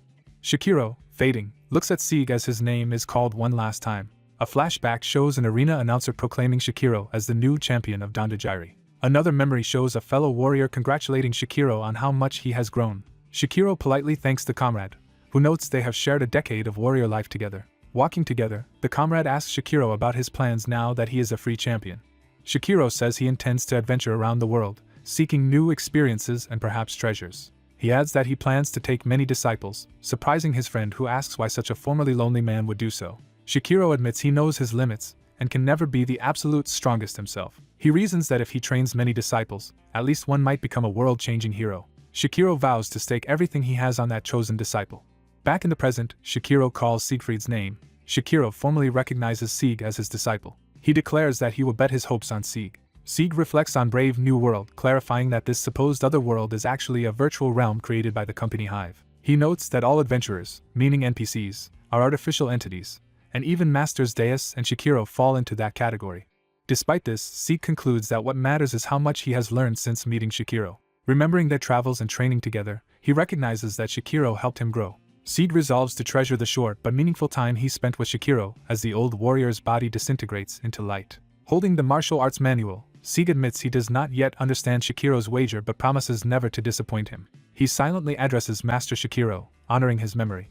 While airships cruise through the sky, Sieg receives a notification that a new message has arrived for him. The message, from Gazrin, greets Sieg warmly, asks after him, and wonders if he will join an upcoming Maurikian Empire event. Sieg's pet comments that the sender clearly misses the boss, teasing him about contacting the girl from before. Sieg recalls that the woman's name is Gazrin, wonders if she is confessing, and replies asking if she is still at the Sahoka ruins. Considering the Empire event she mentioned, Sieg shows interest in what it might be. Reading the event notice titled Survival Battle, Sieg sees that it is a last man standing contest with high stakes. The narration explains that Survival Battle is a hugely popular BNW event hosted by the powerful Maurikian Empire. Only players from Earth can join, battling on a volcanic island in the White Archipelago. The contest continues on the dangerous island until only one person survives, making it a ruthless struggle for the strongest. The victor will gain immense rewards and become the first adventurer to rule a nation. The event is controversial because dying in it resets all abilities and seals transcendental runes for 10 years. This harsh penalty, which makes further growth nearly impossible, sparks fierce debate in the BNW community. Sieg assumes Hive itself will never host such a punishing event and figures the eccentric emperor must be behind it, while Hamji asks if Sieg will participate. Sieg flatly refuses, saying with 10,000 entrants he has no desire to risk being stuck at level 1 for a decade. He realizes from Gazrin's words that she actually wrote to warn him not to join the event. Reading her message again, Sieg sees that although she jokes he might participate, she sincerely hopes he will not. Deciding to ignore the tournament, Sieg focuses on his own priorities, namely the treasure map and Shakiro's legacy volumes he now possesses. Excited, Hamji asks if they are heading out to hunt treasure, while Sieg says he will first check whether the location suits his current level. Since he alone knows the treasure's coordinates, Sieg feels no need to rush. He looks for a ship bound for the southern seas where the treasure lies. Arriving at the dock, Sieg finds a dilapidated airship that matches his route and questions whether it is really their vessel. Eyeing the shabby craft, Sieg doubts whether it can even fly and senses trouble ahead. The scene cuts to night over a modern city, identifying the location as Hive's US headquarters. Inside, executives review critical comments about BNW's punishing event, wondering if Hive is exploiting players. Vice Chairman Oppenheimer asserts that Hive did not create this event and blames online conspiracy theorists for attacking the company. Deputy Director Cha Haimi urges him to clarify things because the company's stock is going wild, but he calmly repeats Hive's stance. Oppenheimer explains that Hive only handles technical issues like bugs and connections, leaving in-game events entirely to NPCs and players. He says what happens within BNW must be resolved there, and Hive's role is simply to provide the environment and trust its users. Cha Haimi laments that after 3 years at Hive she still does not truly understand the game, and notes that unexpected events are nothing new. Oppenheimer replies that this unpredictability is what makes BNW fun, since even he and the chairman do not know how its stories will unfold. Back on the airship, Sieg relaxes on deck with Hamji, remarking that they know little about Hive's creed as the vessel drifts peacefully. The rickety craft soars above sparkling seas and islands, and Hamji joyfully shouts that they are flying in the sky. Hamji keeps yelling that no one can stop him, while Sieg warns he might get them kicked off despite being the only passengers. Sieg admits the seemingly junky ship flies better than expected and wonders if he was worried for nothing. A boisterous, slightly drunk captain suddenly appears, insisting that the ship's worn look is just vintage charm, startling Sieg.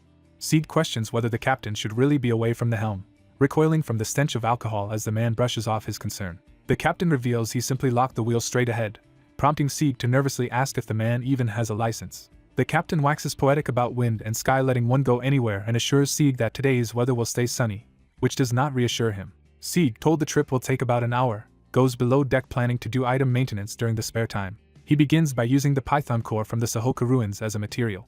Activating attribute absorption, Sieg prepares to draw energy from the core to strengthen his skills. The system reports he has absorbed a large amount of light attribute energy from the core, greatly raising his light resistance. Another message informs him that this light attribute energy can be used to empower his abilities. The skill Lightning Flying Spur is created, modifying his Flying Spur attack to chain electrical damage between multiple targets. A second enhanced skill, Heaven's Wrath, augments his smash attack so that powerful currents fan out to hit nearby enemies. Sieg evaluates Lightning Flying Spur and Heaven's Wrath as lightning-themed area attacks, deciding they are perfect now that fighting enemies one by one has become tedious. He then turns to the martial arts manual Shikiro left behind. Settling on the cabin floor to read, Sieg recalls that the techniques are named Siamjin and Manchinwell. The text explains that Siamjin imitates Compass Guardian spirit beasts and comprises 4 spear forms, including a special Zeroth style. Another passage describes Manchinwell as Shikiro's Life's Enlightenment, a secret technique that harmonizes all weapons. Overwhelmed, Sieg falls asleep clutching the book. Waking with a start, Sieg realizes he nodded off and wonders what the loud noise outside is. The panicked captain bursts in shouting that a typhoon is heading straight for them. Confused, Sieg reminds him he had just guaranteed good weather. On deck the ship faces a colossal storm with swirling winds and lightning bearing down. Seeing the monstrous typhoon, Sieg screams that it is far too big. Hamji cries that they are in serious trouble and urges the captain to turn the rudder before they crash. The captain boasts of his 20 years as an airship pilot, claiming the typhoon is nothing to him, though he quietly adds some doubt. When a gust blows off his hat, he reacts comically, and Sieg yells at him for still being drunk. The battered craft suddenly explodes in midair, shocking everyone aboard.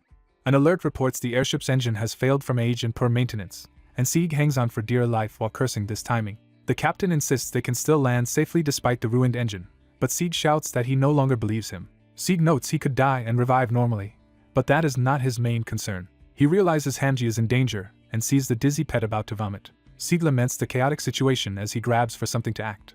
He vaults past the stunned captain in a dynamic leap. In a burst of frustration, he kicks the captain out of the way. The captain flies off as Sieg dashes toward the helm with grim determination. Spotting the wheel still locked by a mop, Sieg exclaims that the captain never removed it. Determined to take control, Sieg yanks at the mop, declaring he cannot trust a drunk pilot who neglects engine maintenance and will steer the ship himself.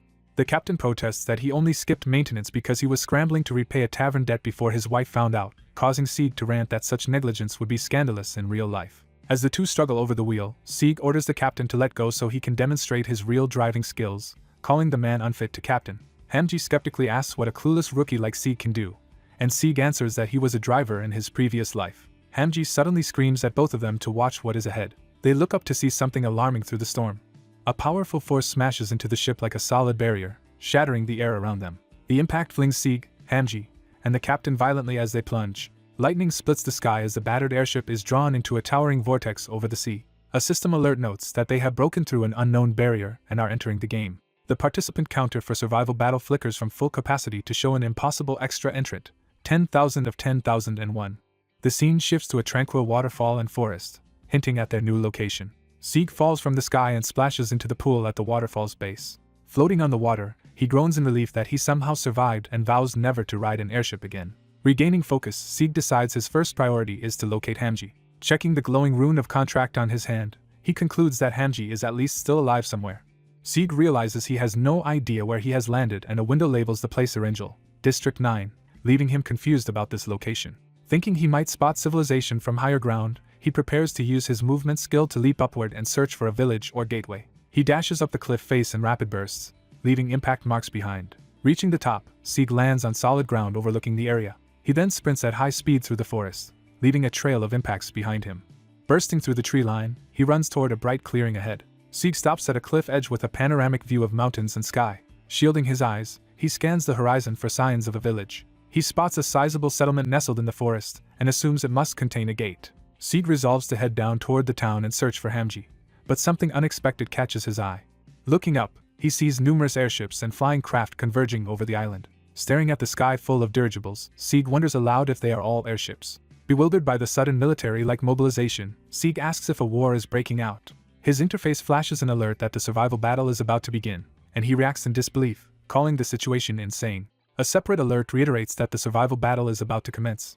Another alert repeats that the survival battle is about to start, emphasizing the imminent event. Sieg screams that this is crazy now that he realizes what is happening. Huge red monoliths rise from the sea around the island, forming part of the event's mechanism. Their glowing circuits activate, powering some sort of massive containment system. A red hexagonal barrier expands from the structures, enclosing the island and the surrounding airships. The interface announces that a suppressor has activated and that an aura of self-destruction field now surrounds the island. Sieg, hearing the term aura of self-destruction, exclaims that this new twist is driving him mad. He decides there is no time to dwell on it and turns toward the village, intending to move there first. A small floating robot appears, introducing itself as Reception 9, Sieg's guide for the survival battle. The robot tells him that before the game starts it will briefly explain the rules.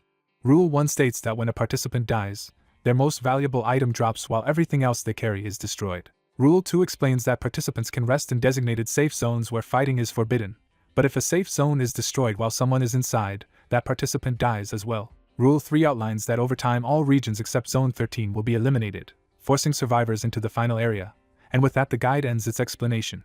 As the guide departs, it cheerfully wishes Sieg luck in surviving and becoming king, while Sieg panics and protests that he never signed up as a participant. Frustrated, Sieg complains that the golem simply delivered its message and left, realizes that even village destruction kills its resting defenders, and concludes that to survive this ordeal he will inevitably have to fight. A massive red barrier drops over the island as airships approach and deploy contestants toward the beach. One airship opens its hatch, revealing a crowd of armed participants ready to jump. Numerous players leap from the sky toward the shore, beginning their descent into the survival game. The protagonist lands in a crouch on the sand, ready for combat. A system alert announces that a survival battle will begin in 5 seconds as all players ready their weapons on the beach. The hooded protagonist, sword in hand, steels himself while a visible countdown shows 5 seconds remaining. Other nervous participants across the island watch the same countdown tick to 4. As the counter hits 3, the protagonist grips his weapon tighter, bracing for the fight. The countdown reaches 2 while another man tensely prepares. At 1, a system alert declares the survival battle has begun and chaotic fighting erupts across the beach.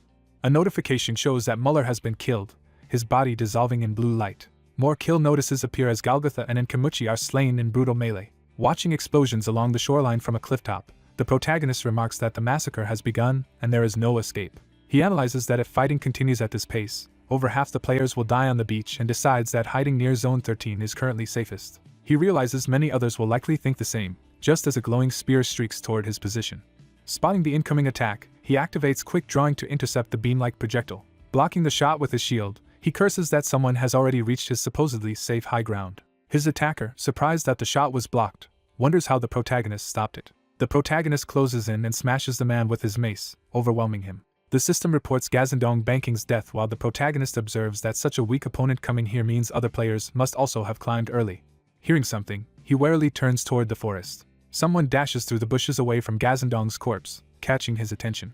Hiding in foliage himself, he spies on the newcomers and thinks about those guys. He recognizes the group as members of GT, an 8th-ranked BNW Top 10 guild, as they investigate the corpse. He notes that even Top 10 guilds have entered this event, suspects this GT squad is low-level support, and assumes they have stronger teammates elsewhere.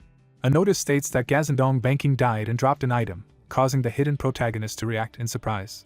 A mythic-grade necklace called Soul Separation Device materializes, described as granting its wearer an additional class, effectively enabling dual classing. From his hiding spot, the protagonist is stunned that such a mythical dual-class item has appeared. He internally explains that dual class literally grants a second full class, not a weak hybrid, allowing combinations like Night Mage. He laments that such a rare artifact dropped from a pushover like Gazendong. One GT member casually picks up the glowing necklace. The female GT member realizes it is the mythical soul separation device and remarks on its immense value.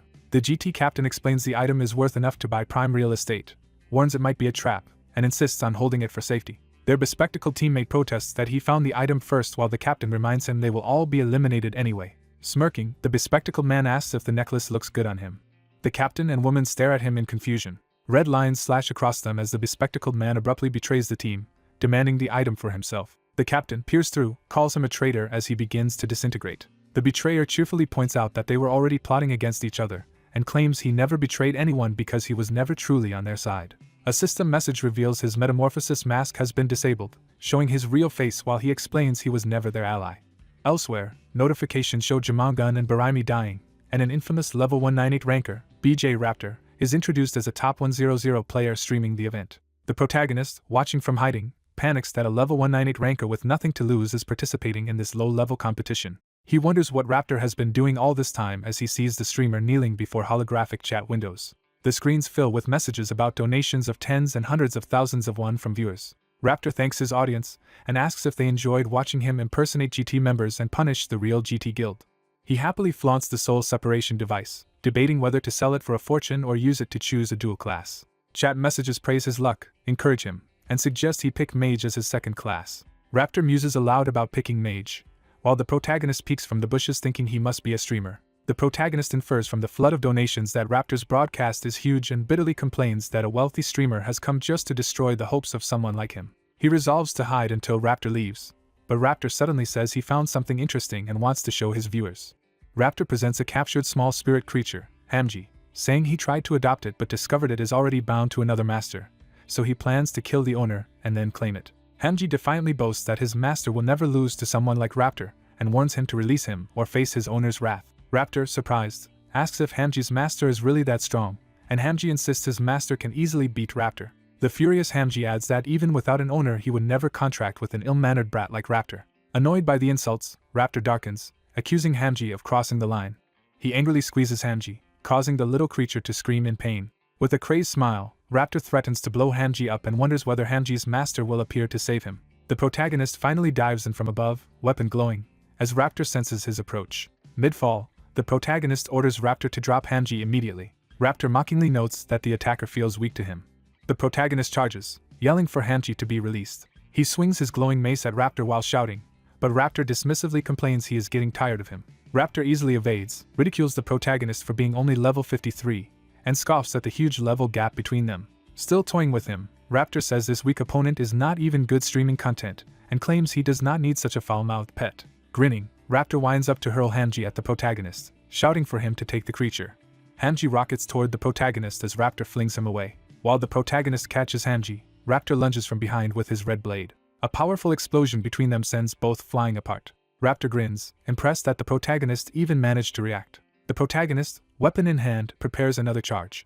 He races forward in desperation, gouging the ground with his speed. Realizing he should never have rushed a high-level ranker, he berates his own impulsiveness and acknowledges this is a battle he cannot win. He forces himself to calm down, planning to fall off the cliff toward a village, then resummon Hanji and escape to another area. Before he can jump, Raptor pounces from above, mocking the idea of him fleeing by jumping down. Raptor declares he will help by slashing at him as they plunge toward the ground together. Raptor's attack smashes the cliffside and sends the protagonist tumbling amid flying debris. Raptor tells his viewers that though the opponent is a noob, they will still make the next attack look good for the stream. As both fall from the shattered cliff, Raptor promises to get a better streaming angle this time. Hurtling downward, the protagonist curses Raptor as a lunatic. Massive explosions from area bombing rock the mountainside while other players watch from afar.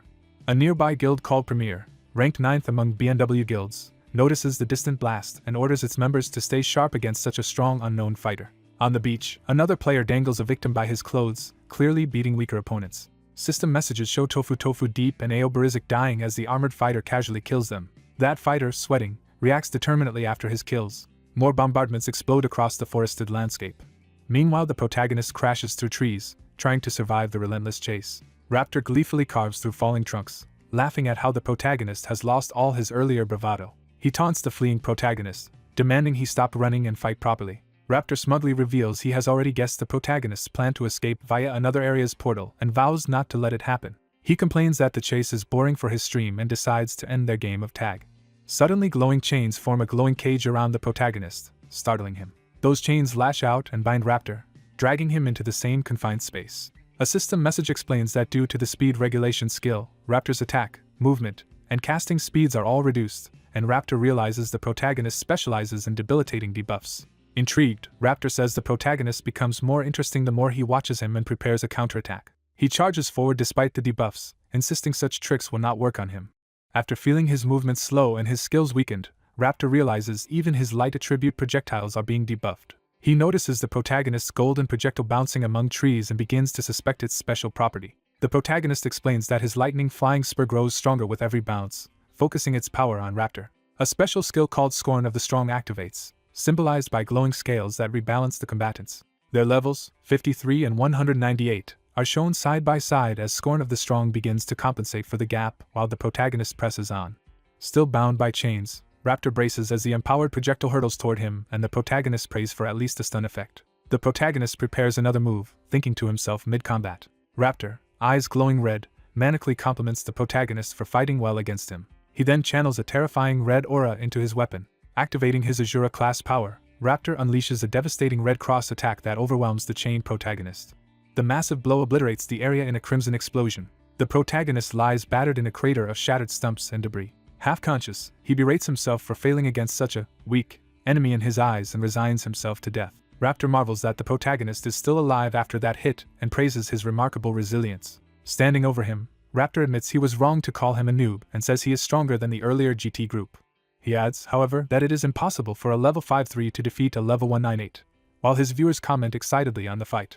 About to finish him, Raptor instead receives a bombing alert for Area 9 and turns to his audience, asking for sponsorship if he lets the valiant opponent die to the bombardment. A new notice stresses that Area 9, their current location, will be bombed within a minute. Raptor melodramatically wonders whether to kill the protagonist now or run, soliciting advice from his amused chat. A viewer named 1000 Wuji suddenly donates 10 million won, an enormous sum.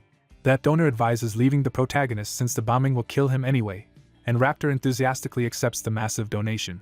Raptor decides to spare the protagonist only because of 1000 Wujin's sponsorship and taunts the injured man for his luck. Humming, Raptor leaves the devastated protagonist lying alone on the battlefield. The protagonist reflects that luck is truly unpredictable and that encountering all these crazy people led to this predicament. Realizing both arms have been severed, he struggles and resolves to drink a potion and escape the bombing zone as soon as possible. He instead worries about Hanji's safety, hoping the pet is not still in the soon-to-be bombed area. Overwhelmed by fear of real death, he spirals into panic thoughts, not wanting to die and desperately wishing for help. Accepting his fate as the countdown nears 0, he apologizes in his mind to his mother. A massive magical array appears overhead as he concludes that this must be the end. He watches in terror as the timer ticks down to 2, then 1, and the blast grows brighter. At 0, his eyes widen in shock as the blinding explosion engulfs him. The blast annihilates everything in the area and a system message confirms that Siegfried has died. 5 days after Siegfried's death in BMW, the scene shifts to the real world.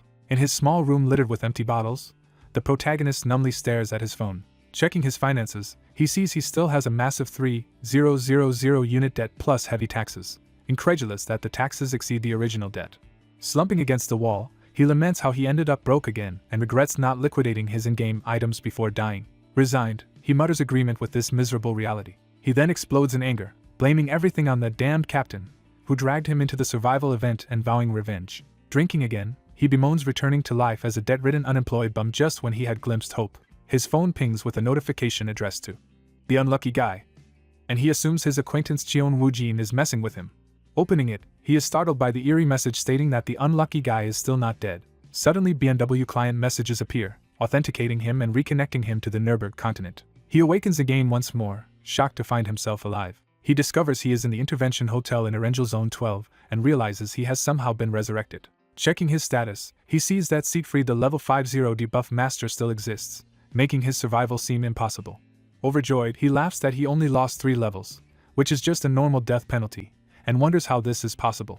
A noise approaches rapidly, heralding someone's arrival. Hamji suddenly drops onto him, furiously calling his master a bastard while the protagonist cries out Hamji's name in relief. They reunite emotionally, each worrying about the other's injuries and believing they might never meet again. The protagonist apologizes, saying he should have protected Hamji properly.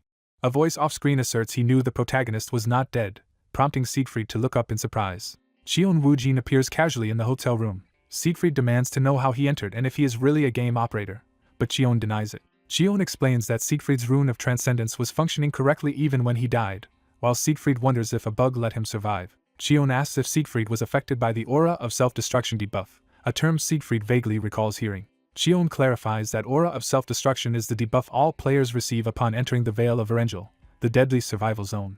Cheon Woojin explains that before the self-destruction aura triggered, Siegfried crashed onto the island. After Siegfried landed, the deadly aura surrounding the battleground was activated. Siegfried panics as airships and vehicles begin falling into the newly activated aura zone. Woojin notes that if Siegfried died on the island unaffected by the aura, it would count as a normal death, though he claims this is just speculation. Relieved, Siegfried concludes nothing seems wrong with him for now and admits he was terrified he might die. Siegfried asks Woojin how he got into this place, and whether he is also a participant. Woojin laughs that if he had joined the game it would have ended long ago, comparing it to an adult bullying children, which Siegfried finds disturbing.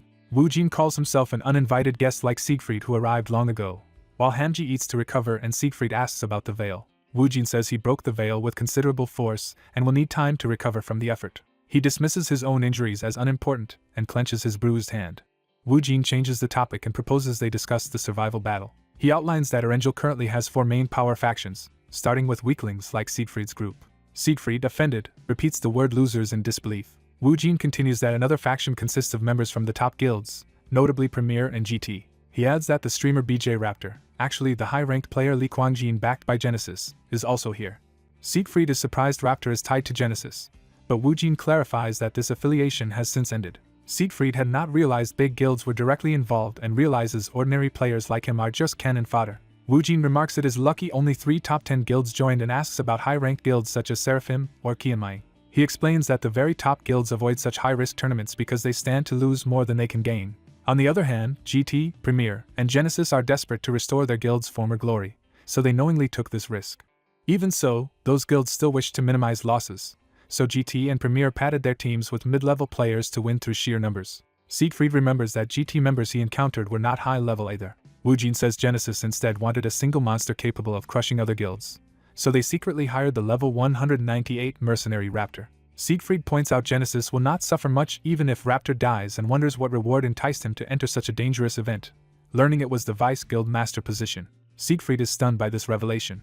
Woojin recounts that Raptor was hailed as a gaming prodigy from youth, but his fame turned sour and filled with scandals, rumors of toxicity, insults, and boosting ruined Raptor's pro prospects, forcing him to rely solely on streaming despite being the youngest ranker. Siegfried, who rarely follows streamers, notes that Raptor still seems popular and rich in donations, lamenting how the wealthy keep getting richer. Woojin guesses Raptor feels anxious and wasted despite his talent, which Siegfried likens to the loneliness of the strong.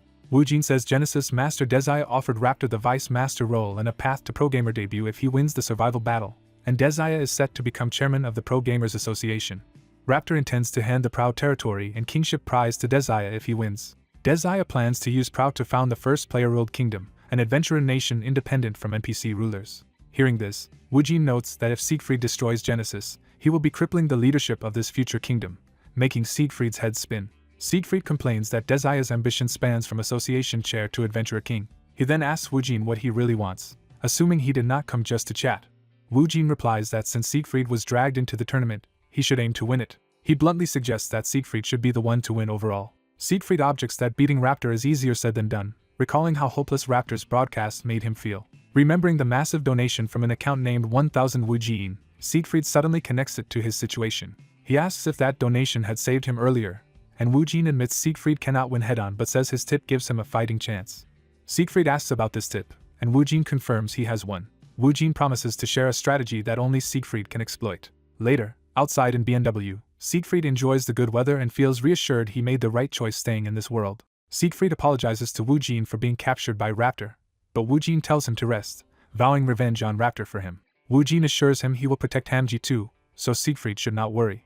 Siegfried thanks him and offers to buy a meal afterward, which amuses Woojin given Siegfried's stinginess. Siegfried warns that he is broke, so Woojin should not expect much, and Woojin says they can discuss that only if Siegfried survives. As they part, Woojin wishes Siegfried luck, and Siegfried resolves internally that he will not lose again. Siegfried sprints out of town at high speed toward the next area. His rapid movement blurs the landscape as he races across the countryside. Not seeing anyone outside the village, he wonders if everyone has already headed toward the 13th zone. He notes the final battleground, Zone 13, is still inactive and thinks all remaining players should now be gathering in Zone 8 for the last showdown. Suddenly an explosion erupts in front of him, startling him.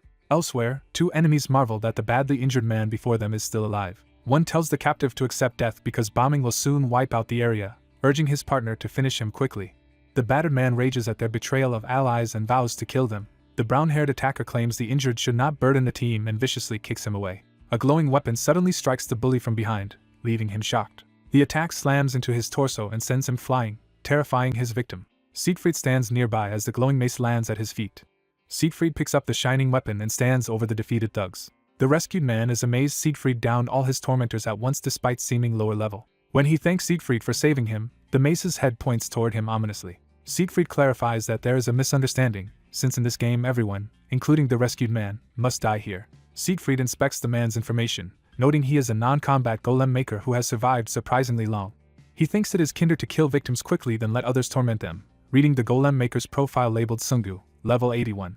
As Siegfried prepares to strike, Sungu panics and blurts out that his death would doom his sick mother as well. In tears, Sungu begs Siegfried to spare him just this once. Seeing this, Siegfried hesitates in silence. He complains internally that people make things awkward but decides that if Sungu wants to live, he should hurry and move because staying here is dangerous.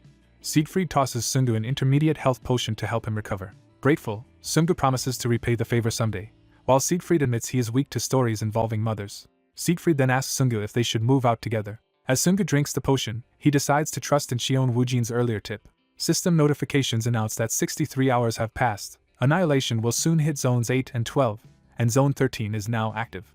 Raptor, exhausted from non-stop streaming, tells his viewers the tournament is nearing its end. At the entrance to Zones 8 and 13, he complains about staying awake 5 nights straight, while spectators like the old mercenaries curse. The mercenaries observe all the loot-dropping corpses around the entrance, guessing Raptor must have slaughtered them as bombing looms and they must enter soon. They reason that in Raptor's tired state they might overpower him if they all attack together. The leader orders everyone to coordinate an attack up to Zone 13 and tells all who hear him to prepare for battle.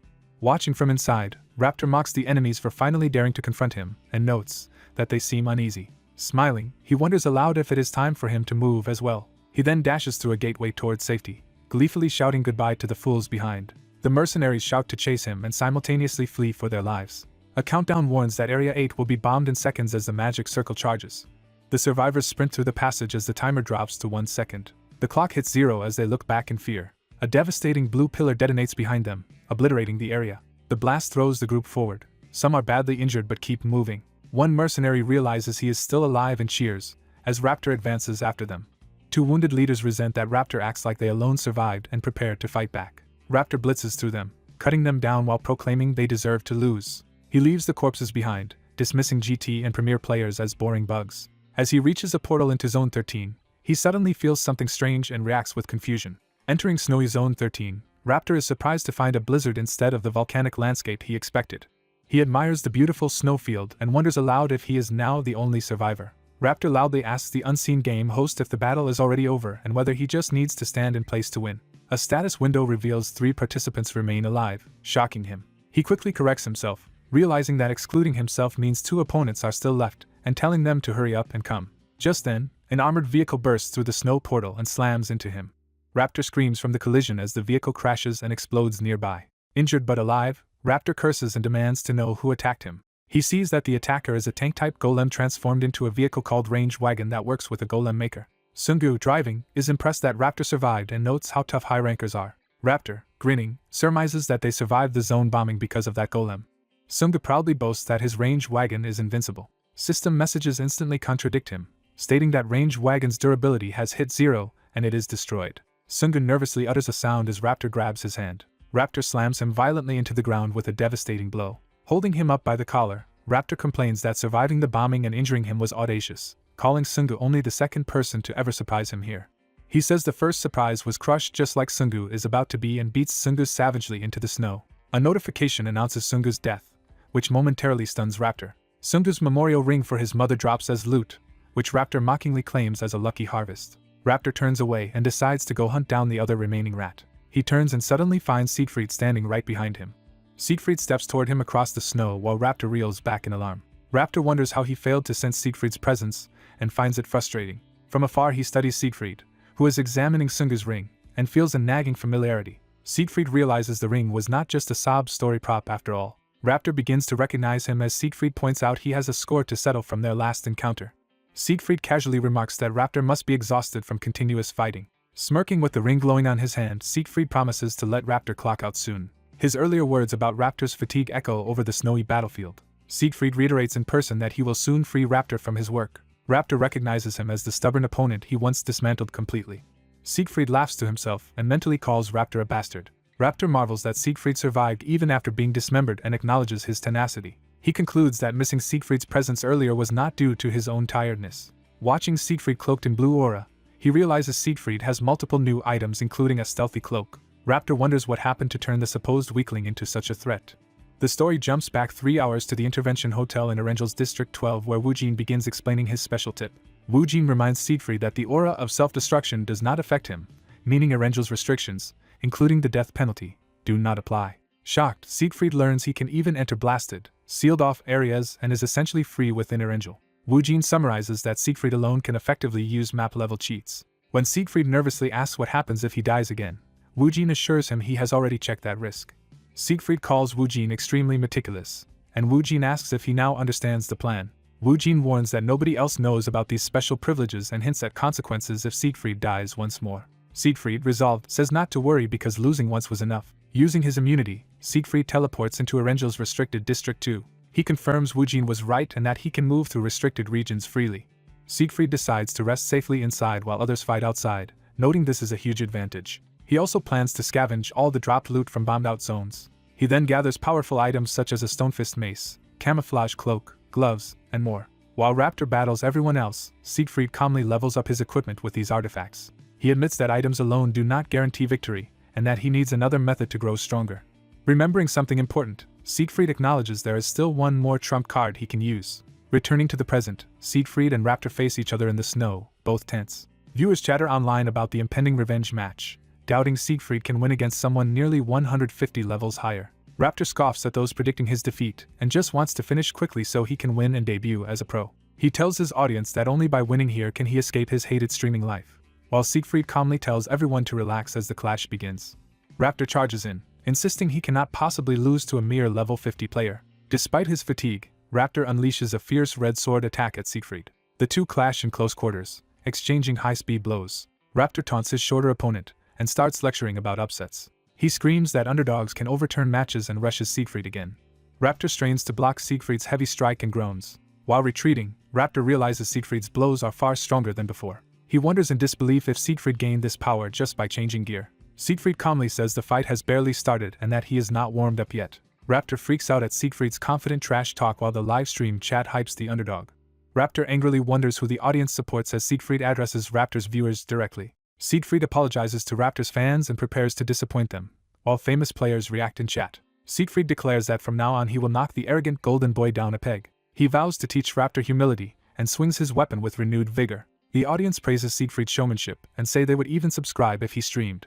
Elsewhere, Cheon Woojin leisurely drinks coffee while asking his pet how Siegfried is doing. The small creature thunders that it is not worried, but Woojin tells it not to fret. Woojin says everything is going according to plan, while the pet begs him to avenge its body. Watching the match results, Woojin reflects that his mindless grinding was worthwhile after all. He reviews Siegfried's mace stone fist of the golem, noting its great power but slow attack speed.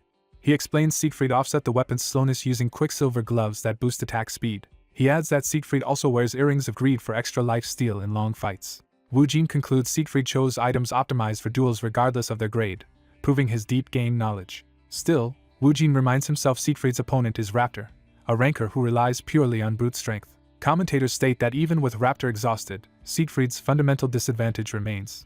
On the field, Siegfried exhales, preparing himself for the next phase. Raptor bursts into crazed laughter, mocking the idea that Siegfried could teach him anything. He sneers that Siegfried cannot dismiss him just because he seems hesitant, while viewers think Raptor is in trouble. Raptor mentally curses the chat, asking how they still do not grasp the situation. He snarls at the audience, demanding if they really think their opinions matter. Raptor rants live that clueless amateurs should shut up if they do not understand the game, shocking his fans. Siegfried notes that Raptor is more unhinged than expected and clearly no longer cares about public image. Raptor tells Siegfried he should have killed him earlier when he was hiding, implying Siegfried wasted his chance. Raptor promises Siegfried will regret that mercy, while Siegfried replies he still has many tricks left, exciting Raptor. Siegfried proposes they truly begin their decisive duel, with both staking character deletion on the outcome. The two launch at each other again, red and blue energies colliding. Their weapons clash repeatedly in a blinding flurry across the snowy field. Raptor admits Siegfried has grown strong but insists he is still superior. Yet he grows anxious, wondering why he feels uneasy when Siegfried is only barely blocking his onslaught. He notices the unsettling calm in Siegfried's eyes even while under pressure. Raptor declares he dislikes that look and gestures to trigger another technique. He charges while saying he hates Siegfried's gaze, powering up a swirling red attack. Screaming that he hates it, Raptor hurls a massive ranged slash at Siegfried. Siegfried responds by activating the quick draw skill and raises his shield to meet the blow. To his shock, Raptor's strike pierces Siegfried's shield armor. The impact sends Siegfried skidding backward through the snow. Raptor relentlessly pursues and leaps in for another crimson assault as Siegfried braces. Their clash blasts both into the air, weapons and shield flying apart. Siegfried recovers first and dashes away across the snow. He sprints at full speed, seemingly withdrawing from the immediate exchange. Raptor chases in a red blur, refusing to let him escape. Raptor jeers that Siegfried is running away despite all his bravado. While following, Raptor suspects Siegfried is luring him into the forest to reuse a previous debuff trap. Determined not to be fooled, Raptor vows he will not fall for the same trick twice. Inside the trees, Raptor charges down from above with a darkened, empowered strike towards Siegfried. He hacks through trunks to crush Siegfried, filling the area with falling logs. Siegfried instead grabs one log and rides it like a shield, sliding along the ground. The improvised move slams him painfully into terrain, but also sends a log tumbling toward Raptor. Raptor calls Siegfried an idiot for seemingly hurting himself. Enraged, he screams for Siegfried to stop wasting his time and die, surging down in a deadly spiral slash. Mid-dive, Raptor suddenly senses something and widens his eyes. He realizes too late that a light attribute spear throw, like the one from before, is coming at him. He deduces Siegfried used the falling log to block his view and then chained in the spear, marveling at the quick combo. Raptor growls for Siegfried not to get cocky as he tightens his grip on his blade. He rushes forward shouting that he has had enough, only to be impaled by the incoming golden spear. At the same time, Siegfried slams his spear into the ground, tracing the attack's landing. Lightning explodes around them as Siegfried's spear technique pins Raptor in place. Raptor stares in horror, while Siegfried's eyes glow blue with concentrated killing intent. Siegfried unleashes the Shikiro-style spear technique, lightning strike third form, cascading golden spears down on Raptor. Raptor is blown away, his hoodie torn and body flung through the snowy sky. Writhing on the ground, he clutches his bleeding side and curses at how much it hurts. Siegfried, also panting, notes he almost died himself,